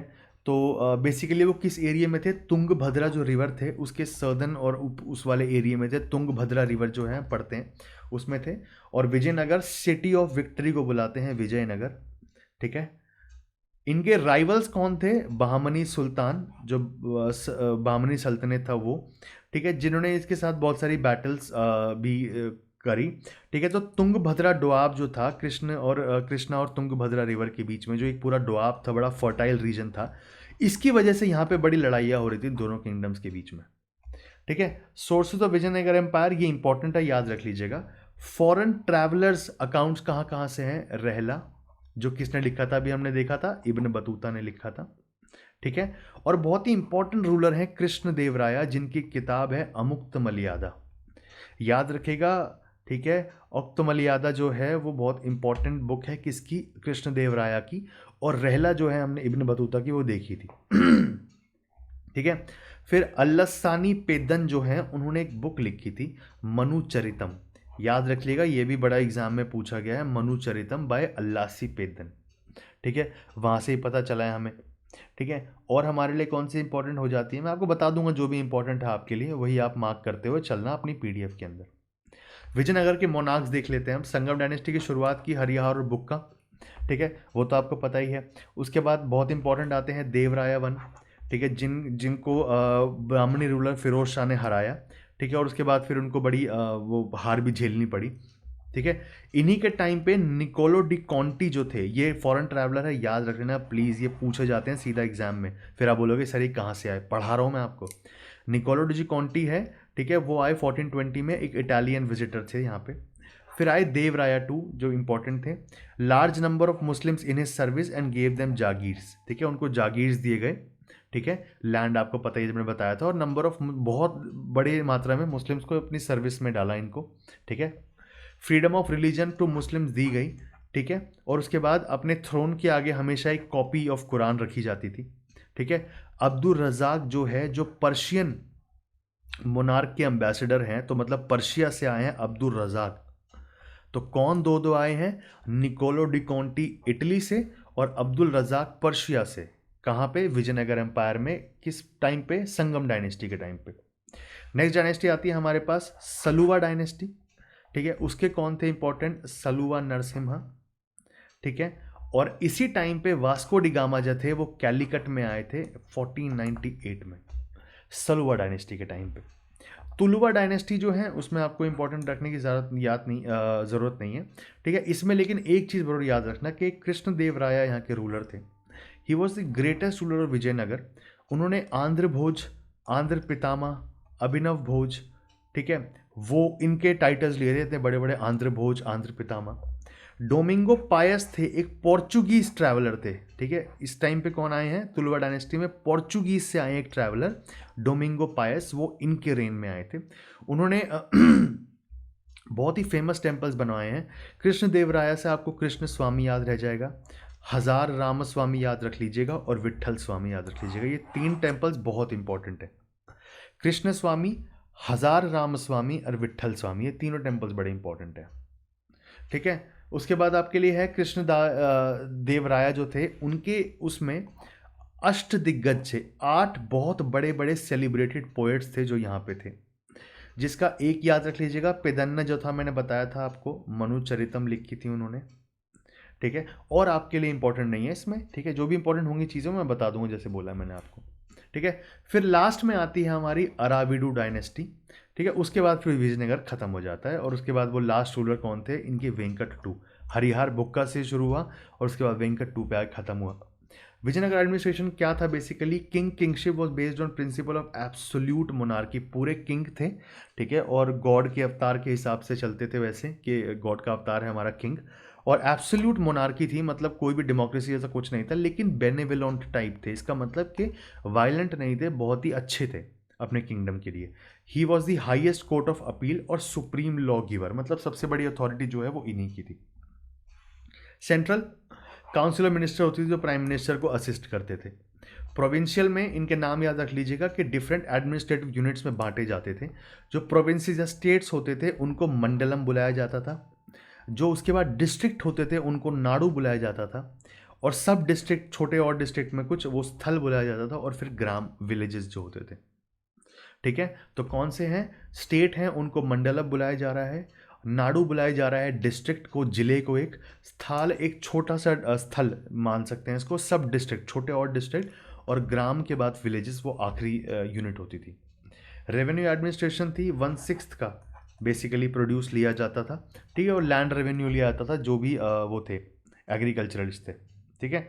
उसके बाद ठीक है, और इसमें इंपॉर्टेंट क्या है आपके लिए मैं बता देता हूँ ठीक है। देवदान याद रख लीजिएगा, ये बेसिकली दान दिया जाता है देवों को, which is land granted to the temple, ठीक है। उसके बाद जुडिशियल एडमिनिस्ट्रेशन है। जुडिशियल जस्टिस जो थी पूरी, वो एडमिनिस्ट्रेशन जो था, वो पूरा जो ऑफिस है वो सिर्फ उसके किंग के अंदर आता था, ठीक है। वही हाईएस्ट कोर्ट ऑफ अपील थे जैसे हमने देखा था, ठीक है। उसके बाद एक सिस्टम है नयनकार एंड अय्यगार सिस्टम, ये प्लीज़ एक बार देख लीजिएगा, ये बेसिकली है किस बारे में, उसके बारे में और डिटेल में जानने की ज़रूरत नहीं है। जो मिलिट्री चीफ्स थे नयनकारा सिस्टम में, उनको एक पीस ऑफ लैंड दिया जाता है, इसको बोलते थे अमारम। तो बेसिकली ये इक्ता सिस्टम जैसा हो गया, जागीरिया इक्ता सिस्टम जैसा हो गया। नयनकारा में क्या हो रहा है कि बेसिकली जो मिलिट्री चीफ्स हैं उनको लैंड दिया जा रहा है, ठीक है, जिसको बोलते हैं अमारम। वो लैंड का नाम है अमारम। ये चीफ जो हैं इनको बुलाया जाता है नायक या पलाइयगर्स, ठीक है। और इनके पास रेवेन्यू और एडमिनिस्ट्रेटिव राइट्स थे लैंड के। इसका मतलब रेवेन्यू, कि रेवेन्यू जो निकलेगा उस लैंड से वो उनका, और उसको एडमिनिस्टर करना, उसकी अथॉरिटी जो है वो किसके अंदर? इन्हीं के अंदर, नायक्स के अंदर, ठीक है। तो वो मिलिट्री चीफ्स थे, और इन जिनको अमारम लैंड दिया जाता था उनको बुलाया जाता था नायक्स ठीक है। इसमें अय्यगार सिस्टम क्या था? बेसिकली अय्यगार सिस्टम एक इंपॉर्टेंट फीचर था विलेज एडमिनिस्ट्रेशन का, जिसमें body of 12 functionaries known as Ayyagars conducted every village affairs. तो 12 लोग मिलकर एक विलेज अफेयर चलाते थे, मतलब विलेज को कंट्रोल करते थे, उसको सेटअप एडमिनिस्टर करते थे। ये तो बेसिकली ये विलेज एडमिनिस्ट्रेशन का सिस्टम है, कौन सा, अय्यगार सिस्टम, ठीक है। और ये नयनकार सिस्टम किस लिए है, रेवेन्यू एडमिनिस्ट्रेशन के लिए, जो लैंड्स दिए जाएंगे मिलिट्री चीफ्स को, ठीक है। मिलिट्री एडमिनिस्ट्रेशन में क्या है, वेल ऑर्गेनाइज्ड और एफिशिएंट स्टैंडिंग आर्मी थी, ठीक है। तो आर्मी भी थी, वो बेटर थी, और टेरिटरी जो दी जाती थी अमारम, वो मैंने आपको बता दिया है। ट्रैवलर्स कौन से थे विजयनगर किंगडम में, इब्न बतूता थी, ठीक है, जिन्होंने रिहला जो किताब है वो लिखी थी, और कहाँ से आए थे, मोरक्को, ठीक है। निकोलो डी कॉन्टी थे, इटली से आए थे, ये मैंने बताया था आपको। अब्दुल रजाक जो हैं, ठीक है, वो ambassador of Shahrukh of Samarkand है at the court of Zamorin of Calicut, तो पर्शिया वाले एरिया से आए थे, ठीक है। उसके बाद निकितिन जो हैं वो रशिया से आए थे, रशियन मर्चेंट, और वो बामनी किंगडम, ठीक है, और अपना ये जो वो था दौरा था यहाँ का, वो बताया उसके बारे में।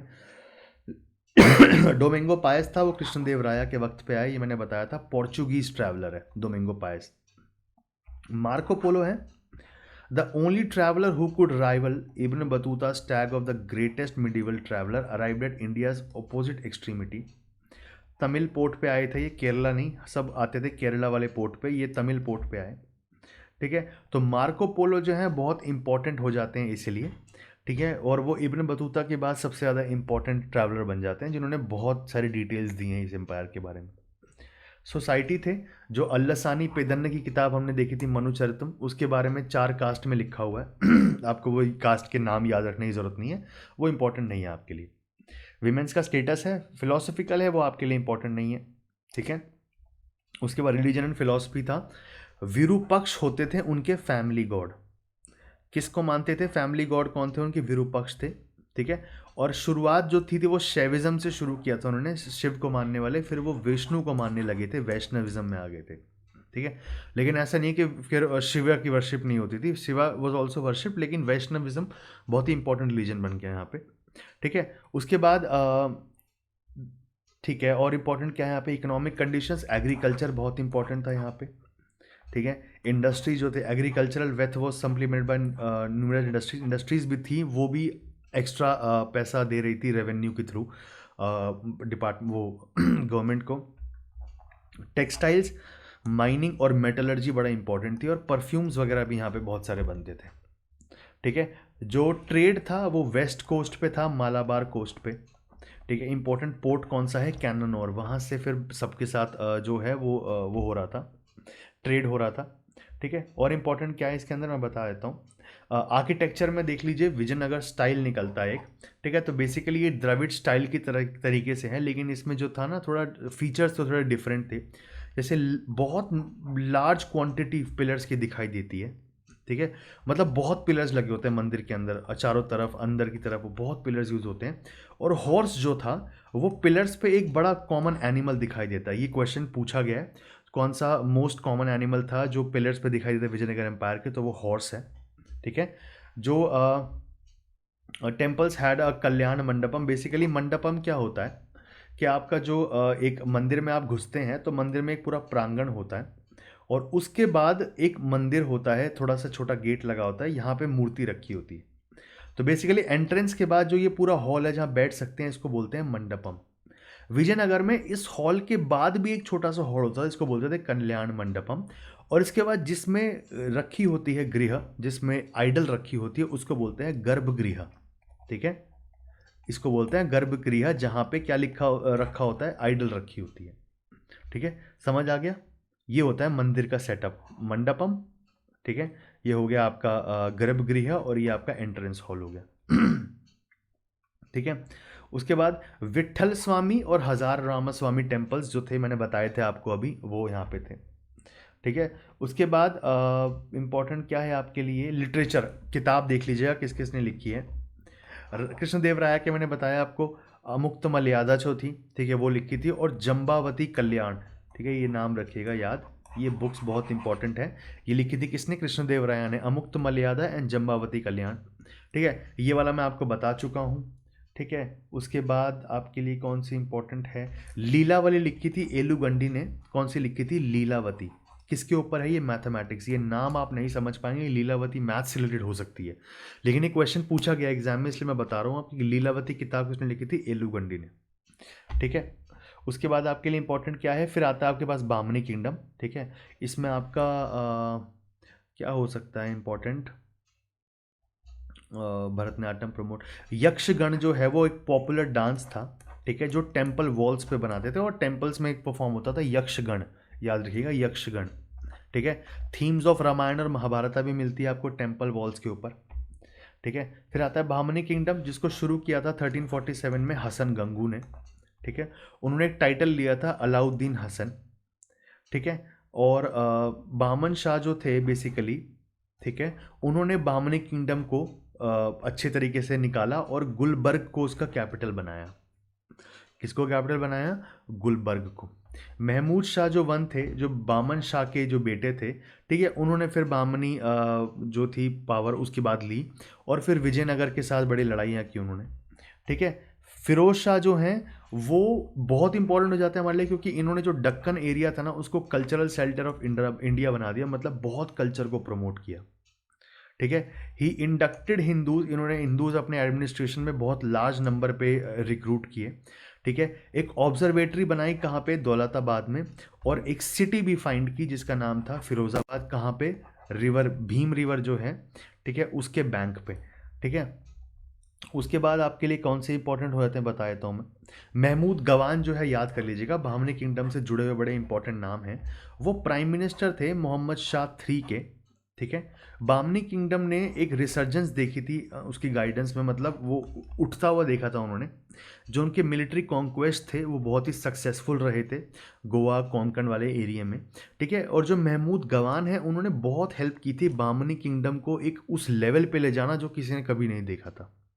ठीक है। तो इसलिए महमूद गवान एक प्राइम मिनिस्टर थे, याद रखिएगा, महमूद शाह, मोहम्मद शाह थ्री के, और बड़ा इंपॉर्टेंट रोल प्ले किया इन्होंने बामनी किंगडम को एक्सपैंड करने के लिए। फिर आता है एडमिनिस्ट्रेशन ऑफ बामनी किंगडम। ठीक है। इसमें आपको मैं बता देता हूँ, वजीर याद कर लीजिएगा, basically deputy head of the finance department हो गया।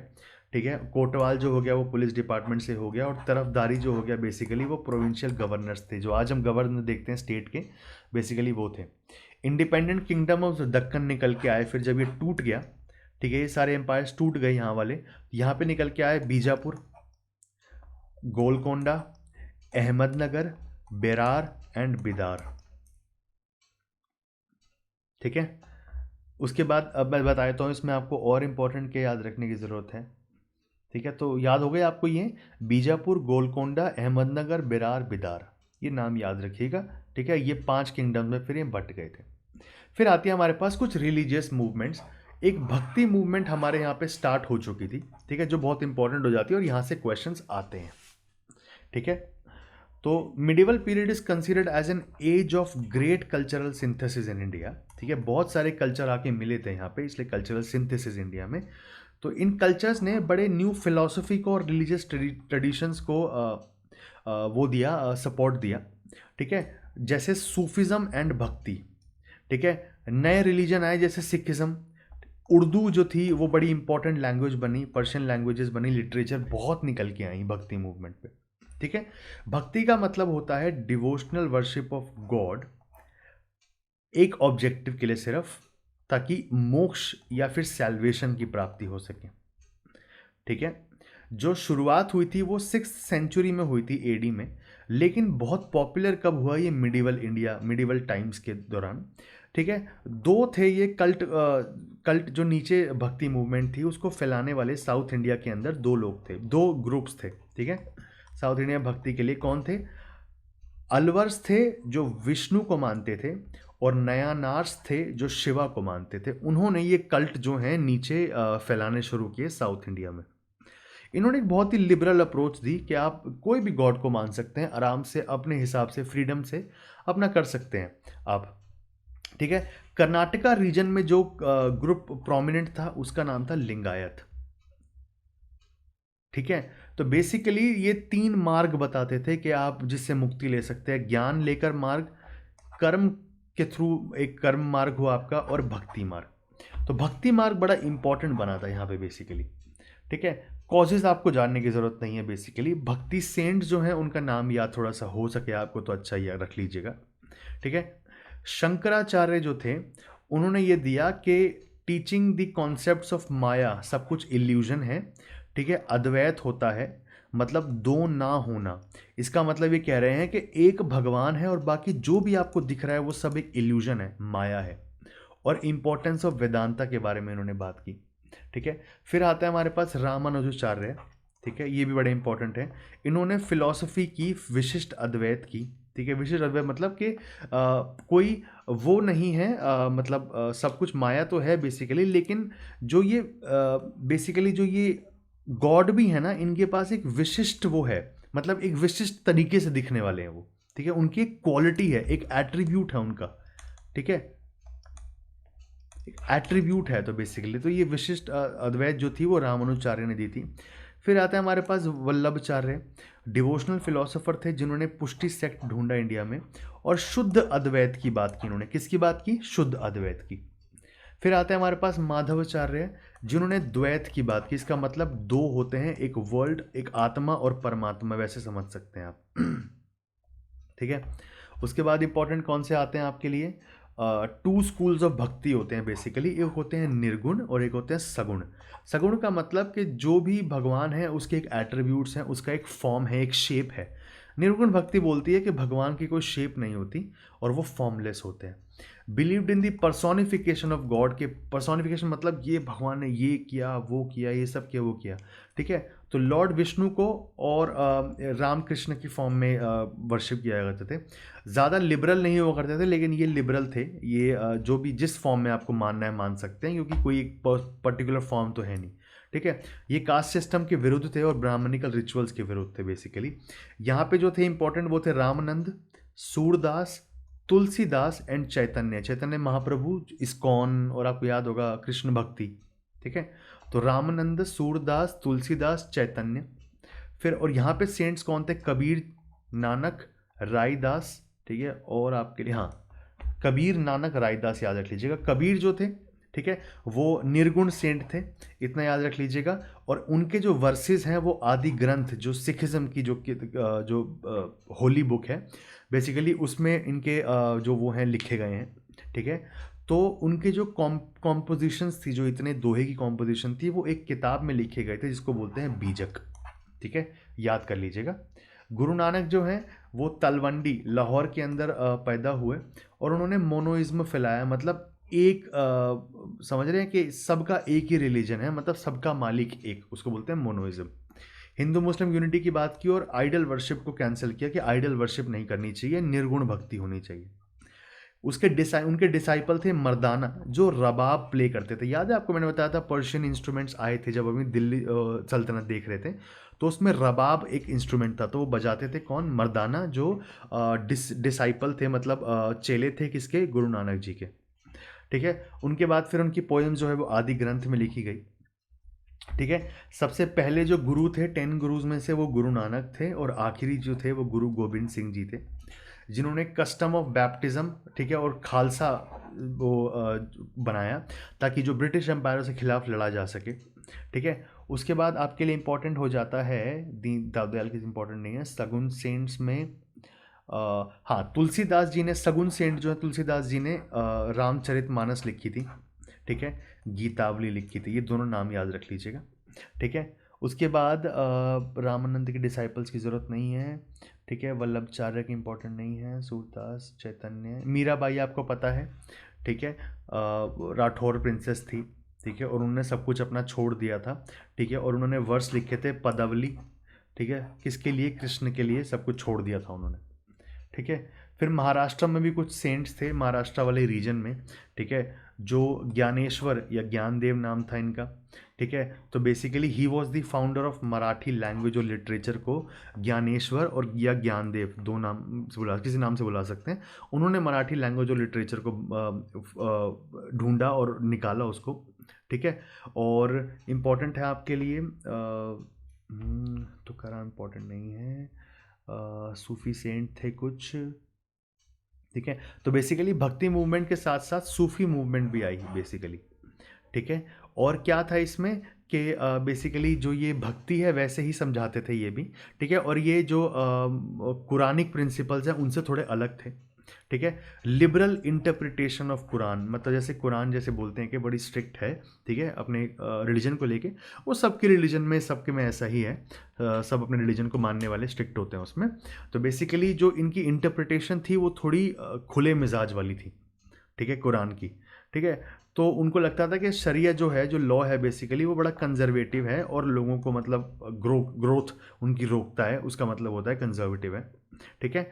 और उनका वो बेसिकली क्या है कि वो कोशिश ये कर रहे हैं कि जो सूफिज़म के थ्रू जो इंसान है पर्सनल गॉड माने उसको, और पर्सनली उसके बारे में वो करे, बातचीत करे, और बेसिकली उनके लिए भक्ति वगैरह करे ताकि वो उनसे जाके मिल सके, वो एक लव रिलेशनशिप बन जाए, ठीक है। सूफी ऑर्डर्स हैं, ये आपको याद रखने की ज़रूरत नहीं है, कहीं पे भी आपको दिखे आप कैंसिल कर दीजिए, ये आपके लिए इंपॉर्टेंट नहीं है इस एग्ज़ाम के लिए एटलीस्ट, ठीक है। उसके बाद आता है हमारे पास लास्ट जो इसका इम्पॉर्टेंट, वो है मुग़ल एम्पायर। अब मुग़ल एम्पायर बहुत इंपॉर्टेंट है क्योंकि यहाँ से नींव बनती है ब्रिटिश इंडिया की, और बहुत सारी चीज़ें जो आज हमारी कंट्री में चलती हैं बेसिकली वो यहाँ से ओरिजिनेट हो रही हैं, ठीक है। तो अब शुरू करते हैं हम अपनी मुग़ल डायनेस्टी, ठीक है। मुग़ल डायनेस्टी में क्या है, जैसे दिल्ली सल्तनत एक बहुत बड़ा एम्पायर था, वैसे ही मुग़ल डायनेस्टी इस कंट्री में, ठीक है, इंडिया में सबसे बड़ा एम्पायर एक सेट किया था इसने, ठीक है। और बहुत ही लार्ज पार्ट ऑफ इंडियन सब कॉन्टिनेंट कवर किया था इसने, ठीक है। बिगिन कब, शुरुआत कब हुई थी, बाबर जब इब्राहिम लोदी से बैटल ऑफ पानीपत में लड़े 1526 में, ठीक है। उसके बाद 15 साल तक, फिर उसके बाद शेरशाह सूरी आए, और उसके बाद फिर आगे और लोग आए और उन्होंने आगे डोर संभाली मुग़ल एम्पायर की। 1526 से शुरू हुआ और 1707 डेथ ऑफ औरंगजेब तक चला। उसके बाद ये धीरे धीरे थोड़ा ख़राब होने लगा जब और रूलर्स आए, लेकिन वो इतने स्ट्रॉन्ग रूलर्स नहीं थे, और धीरे धीरे ब्रिटिश इंडिया एम्पायर भी अपना जोर लगा रहा था पूरा मुग़ल एम्पायर को कंट्रोल करने के लिए और कंट्री के रिसोर्सेज अपने अंडर लाने के लिए, ठीक है। शुरुआत करते हैं बाबर से। मुग़ल एम्पायर के फाउंडर थे, ठीक है, टर्किश एरिया के थे, आपको पता है, और जो उज़्बेक जो थे उन्होंने उनको मेथड ऑफ वॉरफेयर सिखाया था, तुलुगमा, ठीक है। तो बेसिकली टर्किश उससे आते थे, और जैसे मैंने आपको बताया था तैमूर, ठीक है, तो उनके डिसेंडेंट समझे जाते थे, ठीक है। उसके बाद इनकी जो ऑटोबायोग्राफी है वो लिखी गई थी, उसका नाम था तुजुक ए बारबरी, ठीक है, याद रखना, तुजुक ए बाबरी, ठीक है, इनकी लिखी गई थी ऑटोबायोग्राफी। फिर उन्होंने लड़ी थी बैटल ऑफ चौसा, ठीक है, जिसमें शेरशाह सूरी ने इनको हराया 1539 में, और उसके बाद फिर शेरशाह सूरी ने अपना किंगडम संभाला, ठीक है। He was invited to attack India by, मैंने बताया, दौलत खान लोधी जी ने बुलाया था इनको, और उसके बाद फिर इनकी राणा संगा के साथ बैटल ऑफ खानवा भी हुई थी 1527।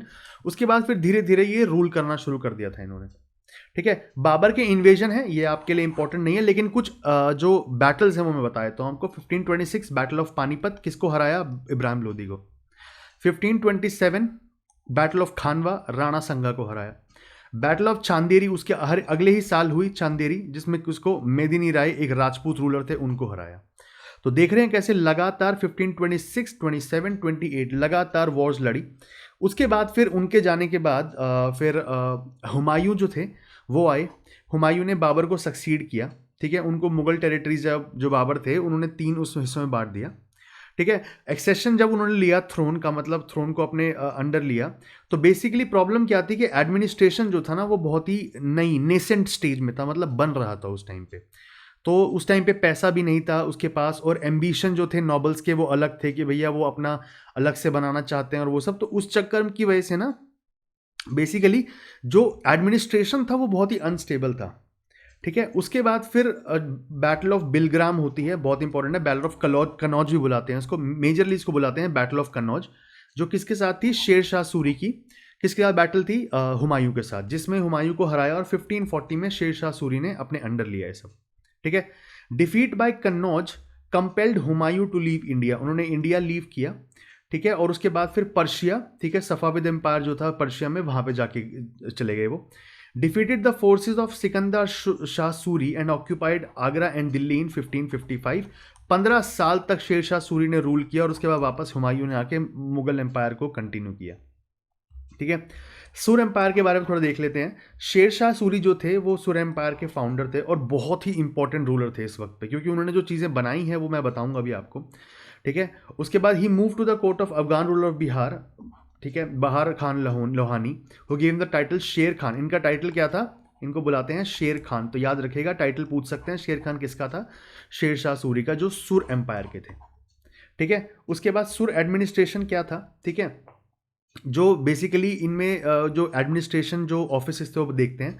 दीवाने विजरत था जो फिनेंशियल मैटर्स को देखते थे। दीवाने अर्ज मिलिट्री डिपार्टमेंट, ये पहले ही चलते हुए आ रहे हैं अगर आपको याद हो तो।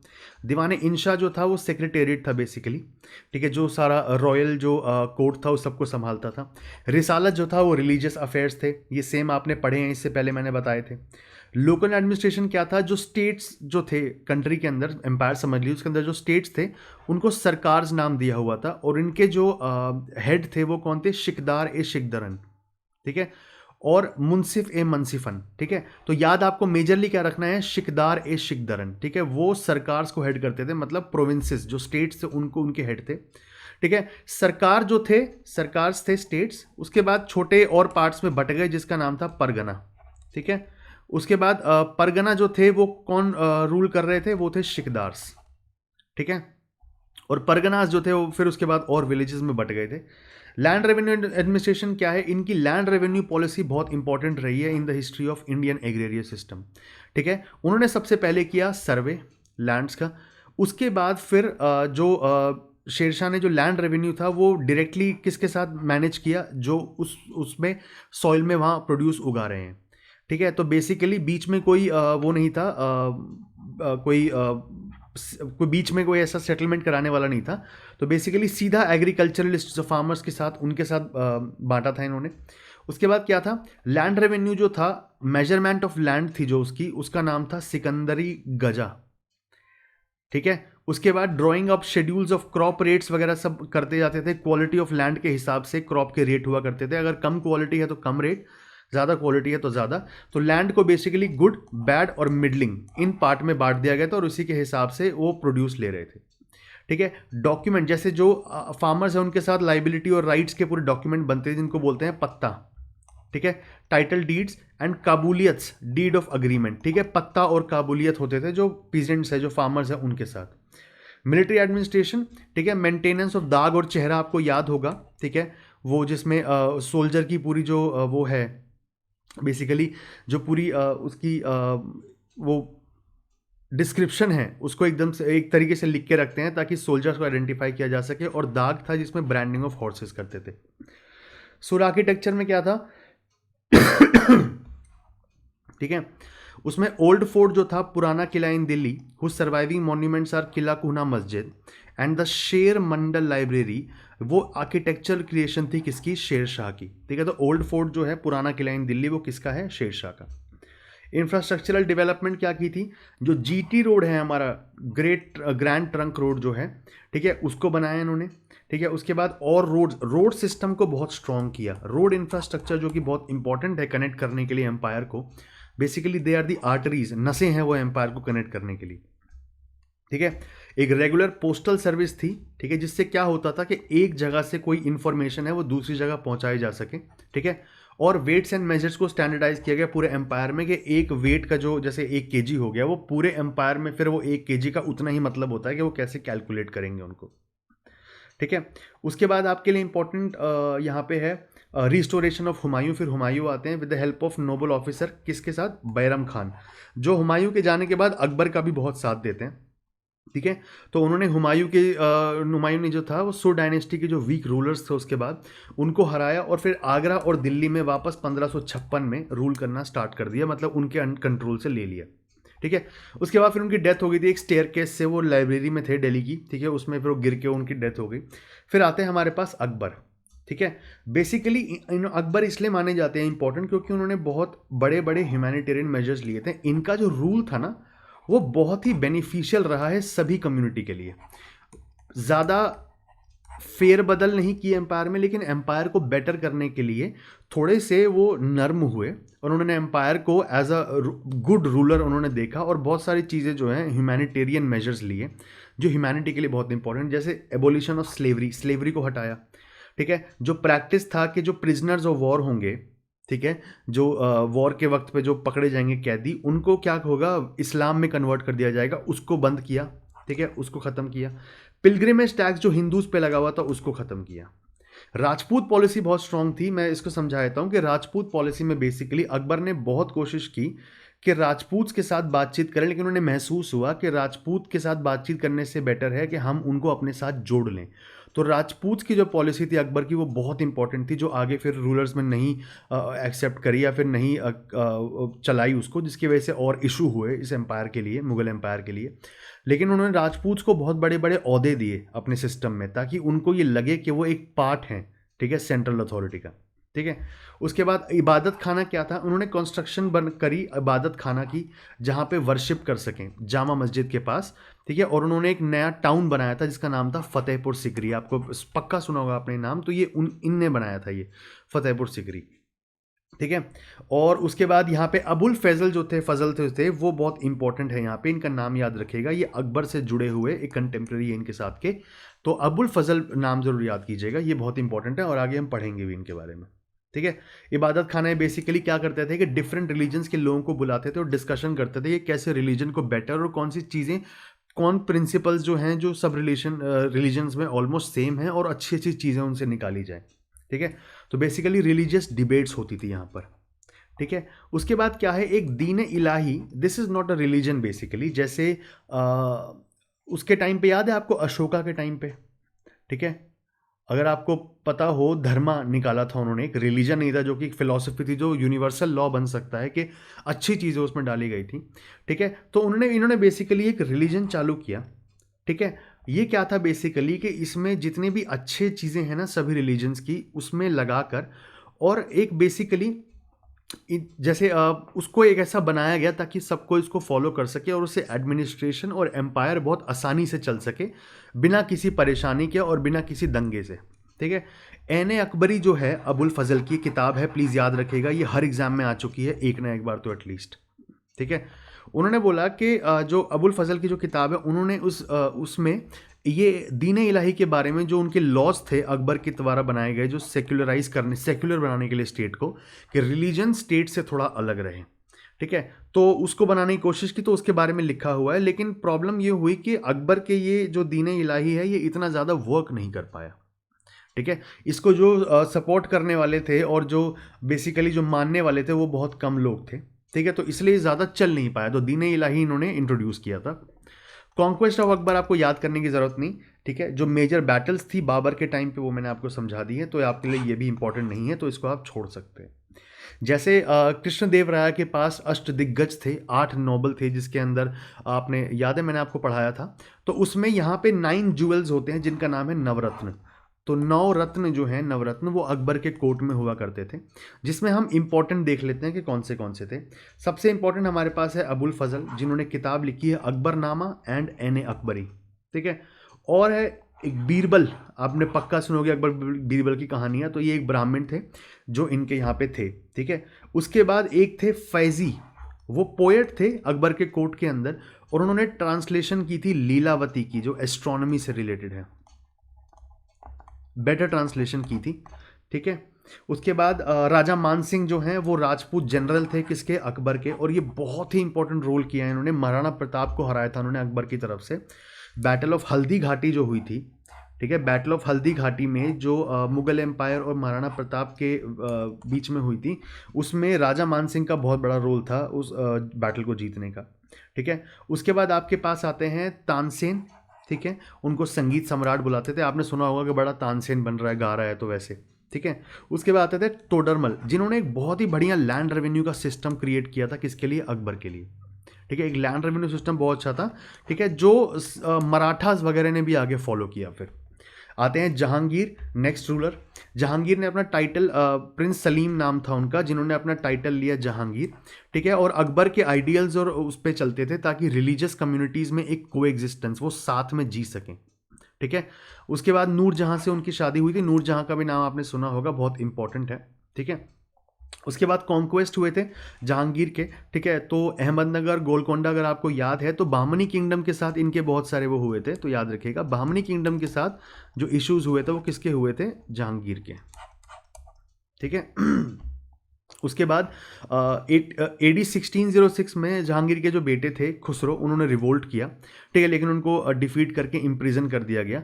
गुरु अर्जन देव जो थे, जो 5th गुरु थे, ठीक है, और जो वो खुसरो के जो वेल विशर थे, जो उनको अच्छा मानते थे, तो बेसिकली उनको बीहेड कर दिया गया, सर जो है उनका कटवा दिया, ठीक है। उसके बाद आते हैं हमारे पास शाहजहां। शाहजहां को आप आर्किटेक्चर के लिए, जो ताजमहल है उसके लिए ज़रूर जानते होंगे, ठीक है।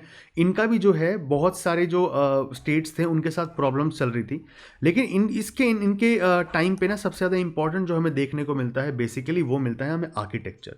तो हम बेसिकली आर्किटेक्चर को देखेंगे, क्योंकि अहमदनगर, गोलकोंडा और जो ये नीचे के किंगडम्स थे वो इस वक्त पे बहुत ज़्यादा फ्री हो गए थे और अपने लड़ाई के लिए वो पूरा मुगल एम्पायर से भिड़ गए थे, ठीक है। नेक्स्ट हमारे पास लास्ट आता है औरंगजेब, ठीक है। इसके बाद जो रूलर्स आए थे वो आए थे, लेकिन वो बहुत वीक थे, इसलिए मुगल एम्पायर इतने वक्त तक आगे रुक नहीं पाया। वो तीसरे बेटे थे शाहजहां के, और उस वक्त पे बहुत लड़ाइयाँ भी चली थी शाहजहां की और औरंगजेब की, ठीक है। तो basically he was a very proficient player of veena, veena बजाते थे, लेकिन इन्होंने अपने टाइम पे आर्ट एंड पेंटिंग को बिल्कुल ख़त्म कर दिया, मना कर दिया पूरा, ठीक है। और जहांगीर जो थे वो पोर्ट्रेट जो आप बनाते हैं ना, एक पेंटिंग में एक आदमी पूरा बैठा होता है जैसे एक टेबल पे, ठीक है, तो यह खड़ा हुआ है, तो उस आदमी की पूरी वो बना दी, तो बेसिकली इसको पोर्ट्रेट बोलते हैं। तो पोर्ट्रेट पेंटिंग इंट्रोड्यूस किसने की, जहांगीर ने, ठीक है। उसके बाद आपके लिए इंपॉर्टेंट है रिवोल्ट्स अगेंस्ट जहांगीर। इस वक्त पे क्या, औरंगजेब, तो इस वक्त पे क्या हुआ था कि 3 जो कम्युनिटीज़ थी वो आके अब लड़ना शुरू हो गई थी, किससे, मुगल एम्पायर से। जाट रिवोल्ट चल रहा था जो बेसिकली एग्रीकल्चर के ऊपर था रिवोल्ट, फिर था सतनामी रिवोल्ट, ठीक है, वो भी एग्रीकल्चर के ऊपर था, और था बुंदेल। तो कौन हो गए, जाट रिवोल्ट, सतनामी रिवोल्ट और बुंदेल, ठीक है। इनके इशू चल रहे थे किसके साथ, औरंगजेब के साथ, ठीक है। अब थोड़े से मुगल पीरियड के एडमिनिस्ट्रेशन देख लेते हैं। दीवाने आला जो है बेसिकली वो फाइनेंस मिनिस्टर थे, जो रेवेन्यू और एक्सपेंडिचर देखते थे। मीर बख्शी से आप समझ गए होंगे, ये मिलिट्री एस्टैब्लिशमेंट के इंचार्ज थे। सदर उस सदर भी, ठीक है, ये एक्लिसियास्टिकल डिपार्टमेंट के लिए थे, सदर उस सदर, ठीक है। रिलीजियस वगैरह सोच सकते हैं आपके रिलीजन के लिए, ठीक है। उसके बाद आपके लिए है खाने सामान, जो रॉयल हाउस होल्ड के हेड हुआ करते थे, जो खाने वाने का बहुत सारी सेटलमेंट, जो खाना क्यों कह रहा हूँ मैं, जो एम्पायर में जो घर हैं उसका किंग का, तो उसको संभालने के लिए, रॉयल हाउस होल्ड को संभालने के लिए जो हेड थे वो थे ये, ठीक है। उसके बाद आपका आता है मुगल एडमिनिस्ट्रेशन, ठीक है। अब क्या है कि प्रोविंसेस को क्या नाम दिया था, सूबा, और सूबा के जो हेड थे वो थे सूबेदार। तो आज हम बहुत सुनते हैं सूबेदार, आपने वर्ड पक्का सुना होगा, गवर्नमेंट एग्जाम की तैयारी कर रहे हैं आप, तो बेसिकली वहाँ से आया ये सूबास जो थे वो स्टेट्स हुआ करते थे उस टाइम एम्पायर में, ठीक है। उसके बाद डिस्ट्रिक्ट जो थे उनका नाम था सरकार, ठीक है। और उनको कौन रूल करता था, फौजदार या शिकदार। ये शेरशाह एम्पायर के बारे में देखा था हमने, शेरशाह के बारे में तब हमने देखा था ये, ठीक है। एडमिनिस्ट्रेटिव यूनिट उसके बाद जो थी सरकार के नीचे, और वो थी परगना, ठीक है। It was headed by shiqdar who was in charge of law and order, ठीक है। और ऑफिसर्स कौन से थे, आमिर, कनुंगो एंड काजी। काजी से आपको समझ आ गया रिलीजन के लिए है, कनुंगो फाइनेंस के लिए हो गया, और आमिर हो गया, ठीक है। विलेज अफेयर्स जो थे वो पंचायत देखती थी, और लंबड़दार जो थे वो हेड थे पंचायत के, कौन थे, लंबड़दार, ठीक है। फिर आता है हमारे पास मनसबदारी सिस्टम, जो मुगल एम्पायर का एक बहुत ही इंपॉर्टेंट सिस्टम है। ये बेसिकली क्या था कि जो मिलिट्री कैपेसिटी है उसको थोड़ा इम्प्रूव किया जा सके।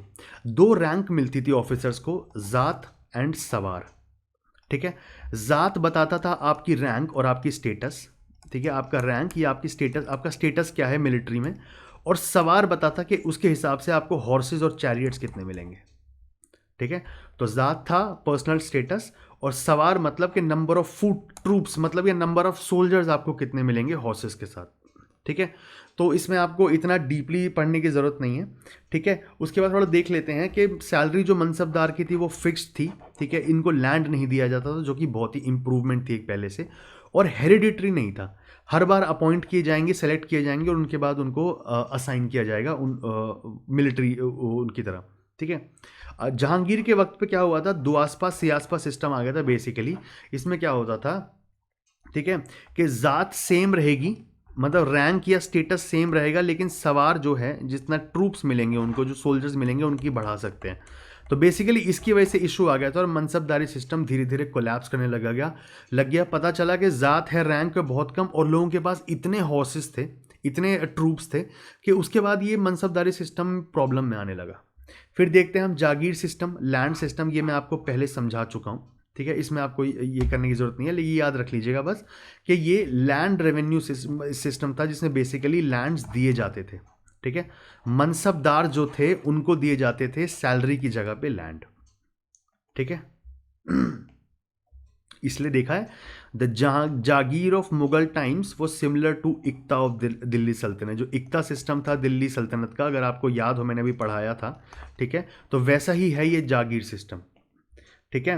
और उनको जो लेने वाले थे जागीर को, एक लैंड को लेने वाले थे, उनको बुलाते थे जागीरदार, ठीक है। लैंड रेवेन्यू सिस्टम बड़ा इंटरेस्टिंग था। इसमें ना लैंड को 4 हिस्सों में बांटा हुआ था। 4 types of land were there. पहला टाइप था पोलज, इसका मतलब वो हमेशा अभी फर्टाइल है और अच्छे से फर्टाइल रहेगा काफ़ी टाइम तक। एक होता है परौती, जिसको 1 साल से छुआ नहीं है, 1 या 2 साल से उसको छुआ नहीं है, ठीक है, परौती। इसके बाद होता है छाछर। छाछर का मतलब है कि 3-4 साल हो गए हैं उस लैंड को छुआ नहीं है। बंजर का मतलब 5 साल या 5 साल से ज़्यादा हो गए हैं, तो अब वो लैंड कल्टीवेट नहीं हो सकता, अब वो इनफर्टाइल हो चुका है, ठीक है। याद रखेंगे, बहुत इंपॉर्टेंट है, प्लीज़ याद रखिएगा, ठीक है। उसके बाद रेवेन्यू सिस्टम जो थे, टैक्सेस थे, वो उस तरीके से कैसे बांटे हुए थे, ठीक है। एक था गल्लाबख्श, एक था कानकूट और एक था नसक, जिसको एस्टिमेट बोलते हैं। सिर्फ ये नाम याद रख लीजिएगा, आपसे डेफिनेशंस और ये सब नहीं पूछा जाएगा। तो ये पूछा जा सकता है कि रेवेन्यू सिस्टम से क्या, ये एक टर्म दे देंगे और आगे मैच द फॉलोइंग में रेवेन्यू सिस्टम लिख देंगे, तो आपको याद रहना चाहिए रेवेन्यू सिस्टम कौन से थे, गल्लबख्श, कानकूट और नासक, ठीक है। उसके बाद जब्ती सिस्टम है जो तोडरमल ने इंट्रोड्यूस किया था, ठीक है। उन्होंने क्या किया, उन्होंने एक रेगुलेशन बनाई है, स्टैंडर्ड सिस्टम बनाया, किसका, रेवेन्यू एडमिनिस्ट्रेशन का, जिसका नाम था जब्ती सिस्टम, ठीक है। इसमें क्या करते थे कि जो लैंड होते थे ना उनको बहुत अच्छे तरीके से सर्वे किया जाता था एंड अ न्यू जमा वॉज प्रिपेयर्ड, मतलब नए पॉलिसीज़ जो थे वो प्रिपेयर की जाती थी ताकि लैंड्स को अब हर बार नया से शुरू करके उनका जो रेवेन्यू है वो सेट किया जाए। सर्वे करो और उसके बाद नया रजिस्टर बनाओ फिर, ठीक है। उसके बाद हमारे पास आता है दहसाला सिस्टम।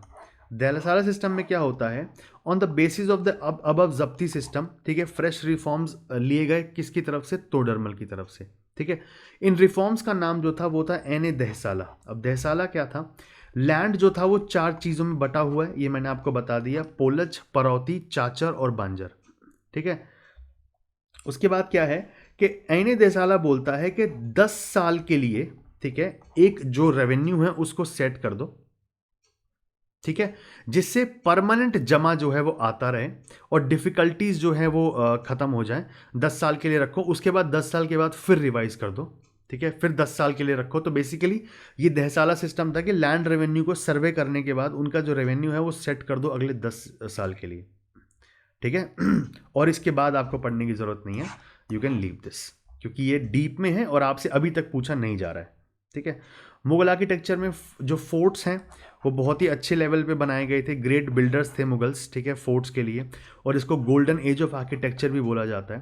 पहली बार जो फोर्ट्स बनाने की शुरुआत की थी वो अकबर ने शुरुआत की थी, और सबसे इंपॉर्टेंट जो फोर्ट है वो है आगरा फोर्ट। कौन सा है, आगरा फोर्ट, जो आपने देखा भी होगा पिक्चर्स में, आप गए होंगे कभी, तो वो रेड सैंडस्टोन में, ठीक है, लाल पत्थर में बना हुआ है वो। फिर पैलेसेस, जो बड़े बड़े पैलेस बना रखे थे, ठीक है, रहने के लिए, हुमायूं ने स्टार्ट किए थे ये, और उन पहले बनाया था दीन पनाह। दीन पनाह कहाँ बनाया था, दिल्ली में जो रहते हैं उनको पता है, ठीक है। अकबर अडॉन्ड हिज कैपिटल, इस कैपिटल को रखा आगरा को, ठीक है, और बहुत सारी जो मैग्निफिसेंट बड़ी बड़ी बिल्डिंग्स हैं वो बनाई गई, और उस पैलेस को नाम जाना जाता है जहांगीरी महल नाम से, ठीक है। प्लीज़ ये नाम याद रखिएगा, ये बहुत इंपॉर्टेंट है कि अकबर ने भी फिर बनाया एक, कौन सा, जहांगीरी महल, ठीक है। आर्किटेक्चर ऑफ फतेहपुर सिकरी मैंने बताया था अकबर ने बनाया था, बड़े एक्सेलेंट थे वो, ठीक है। और गुजरात स्टाइल बिल्डिंग्स, ठीक है, मतलब जो आसपास के इन्फ्लुएंस थे ना अकबर के टाइम पे, तो वो इन्फ्लुएंस बहुत लिए गए थे, चाहे वो पेंटिंग्स हो, आर्ट हो, डांस हो, सॉन्ग हो। तो उससे क्या हुआ कि मुगल एम्पायर का जो पर्शियन कल्चर, ये सब कल्चर जो था इनका, उससे ना अब बेसिकली और कल्चर आके मिलने लगे, ठीक है। फिर मजूलियम्स, बड़े बड़े बिल्डिंग्स बनाई गई, ठीक है, जिसमें सबसे पहले जो था अकबर के टाइम पे हुमायूं का टूम बनाया गया, उनके पापा के लिए उन्होंने टूम बनाया, ठीक है। और ठीक है, और इम्पोर्टेंट क्या है आपके लिए, नहीं है, ठीक है। मॉस्क्स बनाए गए कुछ, ठीक है, ये एग्जाम से पूछे नहीं जाते हैं, ठीक है, इसलिए आपको कुछ मैं सिंपल बता देता हूँ। बाबर के टाइम पे 4 मॉस्क बनाए गए थे, उसका वो आपको इंपॉर्टेंस नहीं है क्योंकि उनके नाम इंपॉर्टेंट नहीं है, जिसके नाम इंपॉर्टेंट नहीं है एग्जामिनर पूछेगा कैसे, ये सोचिए, ठीक है।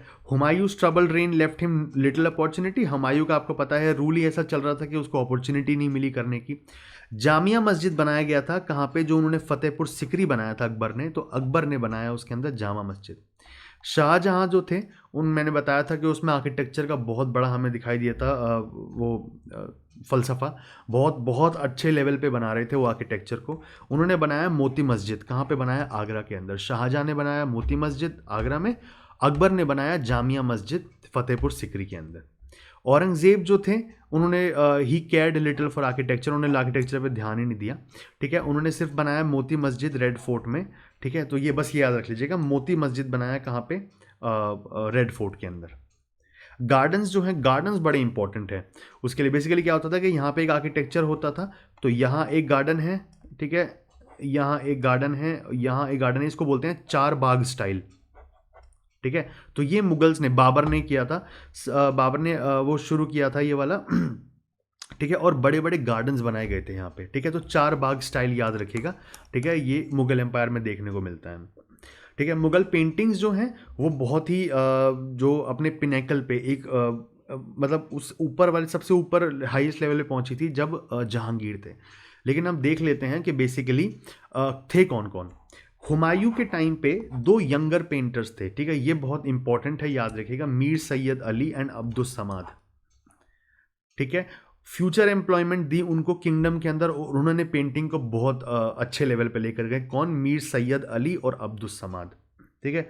अकबर के वक्त में सुपरविजन था किसका, मीर सैयद अली और अब्दुल समाद में, उन्होंने पेंटिंग को बेटर किया, ठीक है। इसमें हमें सिर्फ यही देखने को मिलता है, लेकिन इसमें एक तूती नामा के नाम से याद रखिएगा, पैरट्स का टेल। तूती से आपको तोता याद आ गया, और नामा आपको पता है टेल होती है, कहानी, ठीक है। तूती नामा, ठीक है, ये लिखी गई थी जिसमें बर्ड एंड एनिमल्स की डिटेल्ड रियलिज्म, मतलब बर्ड्स एंड, जैसे आज हम देखते हैं ना बॉटनी में देखते हैं, प्लांट्स देखते हैं, ठीक है, तो उसमें क्या देखते हैं हम लोग कि प्लांट्स और उसके बारे में डिटेल्स वगैरह सब था। तो बेसिकली तूती नामा ये था, पैरट्स टेल थी, जिसमें एनिमल्स और बर्ड्स के बारे में बहुत ही रियलिस्टिक एकदम फोटोज के साथ पूरा बनाया जाता था, ठीक है। जहांगीर के टाइम पे क्या हुआ, बहुत ही अच्छा था पेंटिंग के मामले में जहांगीर के टाइम पे, ठीक है। उन्होंने बेसिकली, सबसे इंपॉर्टेंट आपके लिए क्या है, इस पीरियड में यूरोपियन इन्फ्लुएंस जो है ना वो धीरे धीरे दिखाई देने लगा पेंटिंग्स के अंदर, ठीक है। बुक इलस्ट्रेशंस हो गई थी जिसमें समझाया जाता था पेंटिंग्स के बारे में, ठीक है, जैसे IR दनिश एंड अनवर सुहेली, ठीक है। उसके बाद पोर्ट्रेट पेंटिंग जो मैंने बताया आपको, पोर्ट्रेट पेंटिंग मैंने आप समझाया भी था क्या होती हैं, तो पोर्ट्रेट पेंटिंग्स बड़ी इंपॉर्टेंट हो गई जहांगीर के टाइम पे, ठीक है। उसके बाद शाहजहां के टाइम पे देख लेते हैं, यहाँ पे कुछ और है, ठीक है, ठीक है। कोर्ट के सीन्स बहुत देखने को मिलेंगे आपको जहांगीर के वक्त पे, कोर्ट के सीन्स, कोर्ट में बैठे हुए हैं सब, और उस वक्त पे वो कोर्ट के सीन्स डिपिक्ट किए गए हैं एक पेंटिंग पे, ठीक है। उसके बाद जो कलर्स थे वो भी अच्छे से थे यहाँ पे, ठीक है, कलर्स भी अच्छे अच्छे हरे भरे थे इसमें कलर्स, ठीक है। उसके बाद आते हैं शाहजहां की बारी, ठीक है, जो बेसिकली आर्किटेक्चर में ज़्यादा थे, ठीक है, लेकिन उन्होंने पेंटिंग को भी छोड़ा नहीं, पेंटिंग भी चलती रही वहाँ पे। इनकी एक बहुत इंपॉर्टेंट पेंटिंग है emperor Shahjahan on peacock throne, ठीक है, मुगल मिनिएचर है, एक बहुत इंपॉर्टेंट है। पीकॉक थ्रोन की कौन सी है, एम्पर शाहजहां की, एम्पर शाहजहां की, ठीक है। और यहाँ पे औरंगज़ेब के टाइम पे पेंटिंग्स थी नहीं, लेकिन कुछ और स्कूल्स ऑफ पेंटिंग भी थी जो आके जुड़ी हैं इसमें, जैसे राजपूत स्कूल ऑफ पेंटिंग, ठीक है, वो भी देखने को मिलती है हमें इस वक्त, ठीक है। उसमें क्या है, कांगड़ा स्कूल ऑफ पेंटिंग, ठीक है, याद रखिएगा, कांगड़ा स्कूल ऑफ पेंटिंग इसके अंदर आती है, ठीक है। जो मुगल के टाइम पे। मुगल लिटरेचर में हमें क्या देखने को मिलता है, हिंदी लिटरेचर। जैसे हिंदी लिटरेचर में कौन लिखी गई थी, जो मलिक मोहम्मद जयसी है, जिन्होंने पद्मावत लिखी थी, ठीक है, पद्मावत या पद्मिनी बुला सकते हैं उनको, 1540 में। किसने, मलिक मोहम्मद जयसी। ये तो जब पद्मावत मूवी आई थी तब भी ये हिस्ट्री सर्कुलेशन में थी, तब आपने पढ़ा होगा, ठीक है। अकबर ने जो थी हिंदी पोइट्री को बहुत ज़्यादा इंपॉर्टेंस दी थी, ठीक है, और इसको golden age of Hindi poetry बोला जाता है, ठीक है। तुलसीदास, सूरदास, मीरा, रहीम और रास खान इस वक्त पे ही थे, और उन्होंने बड़ी सारी पोएम्स बनाई थी। आपको पता है तुलसीदास, सूरदास, मीरा, रहीम और रस खान, ये मैंने आपको बताया भी था कुछ देर पहले, ठीक है। Greatest Hindi poet of Akbar's time was sent Tulsidas, जिन्होंने रामचरितमानस लिखी थी। ये हमने भक्ति मूवमेंट में देखा था। संस्कृत लिटरेचर है, उसमें ज़्यादा इंपॉर्टेंस नहीं है हमारी, ठीक है, तो हमें ये पढ़ने की ज़रूरत नहीं है। म्यूज़िक में डेवलपमेंट्स हुई थी। मुगल किंग्स एक्सेप्ट औरंगजेब, औरंगजेब का मैंने बताया था वो आर्ट से बिल्कुल ही अलग थे, ठीक है, सबकी बड़ी अटैचमेंट थी। बोलते हैं कि बाबर जो है वो सॉन्ग्स को कंपोज करते थे, ठीक है, क्योंकि सॉन्ग्स बहुत पसंद थे उनको, ठीक है, और इसलिए यहाँ पे आप तानसेन ऑफ ग्वालियर जो है, ठीक है, जो आपको नवरत्न जो थे उसमें देखने को मिलते हैं, तानसेन ग्वालियर के, और बाज बहादुर कहाँ के थे, मालवा के। ये बहुत ही इंपॉर्टेंट म्यूजिशियंस हैं। ये कहाँ पे थे, आपको नवरत्न बताए थे मैंने अकबर के कोर्ट में, तो उसमें तानसेन ग्वालियर से और बाज बहादुर मालवा से, ये बहुत इंपॉर्टेंट है, ठीक है। शाहजहाँ भी थे, वो बहुत ही अच्छा लगता था उनको वोकल और इंस्ट्रूमेंटल म्यूजिक के लिए, ठीक है। तो इस वक्त पे बहुत ही बड़े दो हिंदू म्यूजिशियंस थे, कौन थे, जगन्नाथ एंड जनार्दन भट्ट, ठीक है, तो ये दोनों बहुत इंपॉर्टेंट थे यहाँ पे, ठीक है। उसके बाद लिटरेचर ऑफ मुगल पीरियड्स हम देख लेते हैं। अबुल फजल मैंने आपको बता दिया था, ठीक है। उसके बाद आपके लिए क्या इंपॉर्टेंट है, जहांगीर ने लिखी थी कौन सी, तुजू के जहांगीरी, ठीक है, और इंपॉर्टेंट मैं बता देता हूँ आपको, ठीक है, ये याद रखिएगा। अब्दुल हामिद लाहौरी ने कौन सी लिखी थी, अब्दुल हामिद लाहौरी ने लिखी थी पातशाहनामा, ठीक है। किस वक्त पे, शाहजहां के वक्त पे। किसने लिखी थी, अब्दुल हामिद लाहौरी ने पातशाहनामा लिखी थी, ठीक है। उसके बाद आपके लिए इंपॉर्टेंट मैं बता देता हूँ जो भी होती हैं, ठीक है, इसमें आपको इतना याद रखना है, इससे ज़्यादा याद रखने की ज़रूरत नहीं है, ठीक है। उसके बाद आता है हमारे पास Mughal decline and rise of regional states, के कैसे मुगल जब नीचे आने लगा, उसके बाद जो और स्टेट्स थे वो कैसे अपनी जगह बनाकर ऊपर आने लगे। जैसे कोई भी एक एम्पायर जो है वो कम होता जाता है, छोटा होता जाता है ना, मतलब बेसिकली उसकी पावर कम होती जाती है, तो जो भी आसपास जो होंगे ना, जो इस चीज़ का वेट कर रहे होंगे, वो एकदम से ऊपर उठ के आने लग जाते हैं। जैसे आपने बहामनी किंगडम या फिर विजयनगर एम्पायर में भी देखा होगा, ठीक है। तो जब बहामनी किंगडम भी टूटा तो उसके बाद अहमदनगर, गोलकोंडा, बिरार इसमें ना कट गए वो, ठीक है। तो ऐसे ही ये जब मुगल एम्पायर जब डिक्लाइन होने लगा तो बेसिकली कौन सी रीजनल स्टेट्स आके यहाँ पे आई, हम इसी बारे में देखेंगे। और वो कब देखेंगे, जब हम मॉडर्न इंडिया की मैराथन करेंगे, ठीक है। तो अभी हमारी मिडिवल इंडिया की मैराथन यहाँ पे ख़त्म होती है। तो जो भी लोग अभी तक मेरे साथ रहे हैं इस क्लास में, thank you so much for watching this class.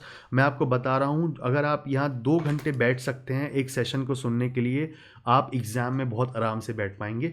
जो लोगों ने ये मैराथन मिस की है उसके बारे में कुछ नहीं बोल सकते, लेकिन जो अभी तक मेरे साथ हैं यहाँ पर, उनको मैं बता दूं कि आप बहुत मेहनत कर रहे हैं, you are trying really hard. और मैं सच बता रहा हूँ, 995 वैकेंसीज़ में ऐसे ही लोग जाते हैं जो एक कंटेंट को शुरू करते हैं तो उसको बीच में नहीं छोड़ते, पूरा का पूरा अच्छे से सुनते हैं, उससे सीखते हैं और उसको अप्लाई करते हैं एग्जाम में।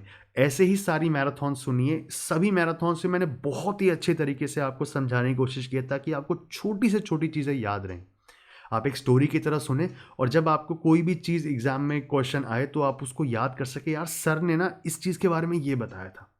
तो प्लीज़ ऐसे याद रखिए, ऐसे हमेशा याद रख पाएंगे। Thank you so much. और आप मेरे ब्रिलियंट स्टूडेंट्स में से हैं जो यहाँ तक आए हैं मेरे साथ। Thank you so much for watching this. Bye bye.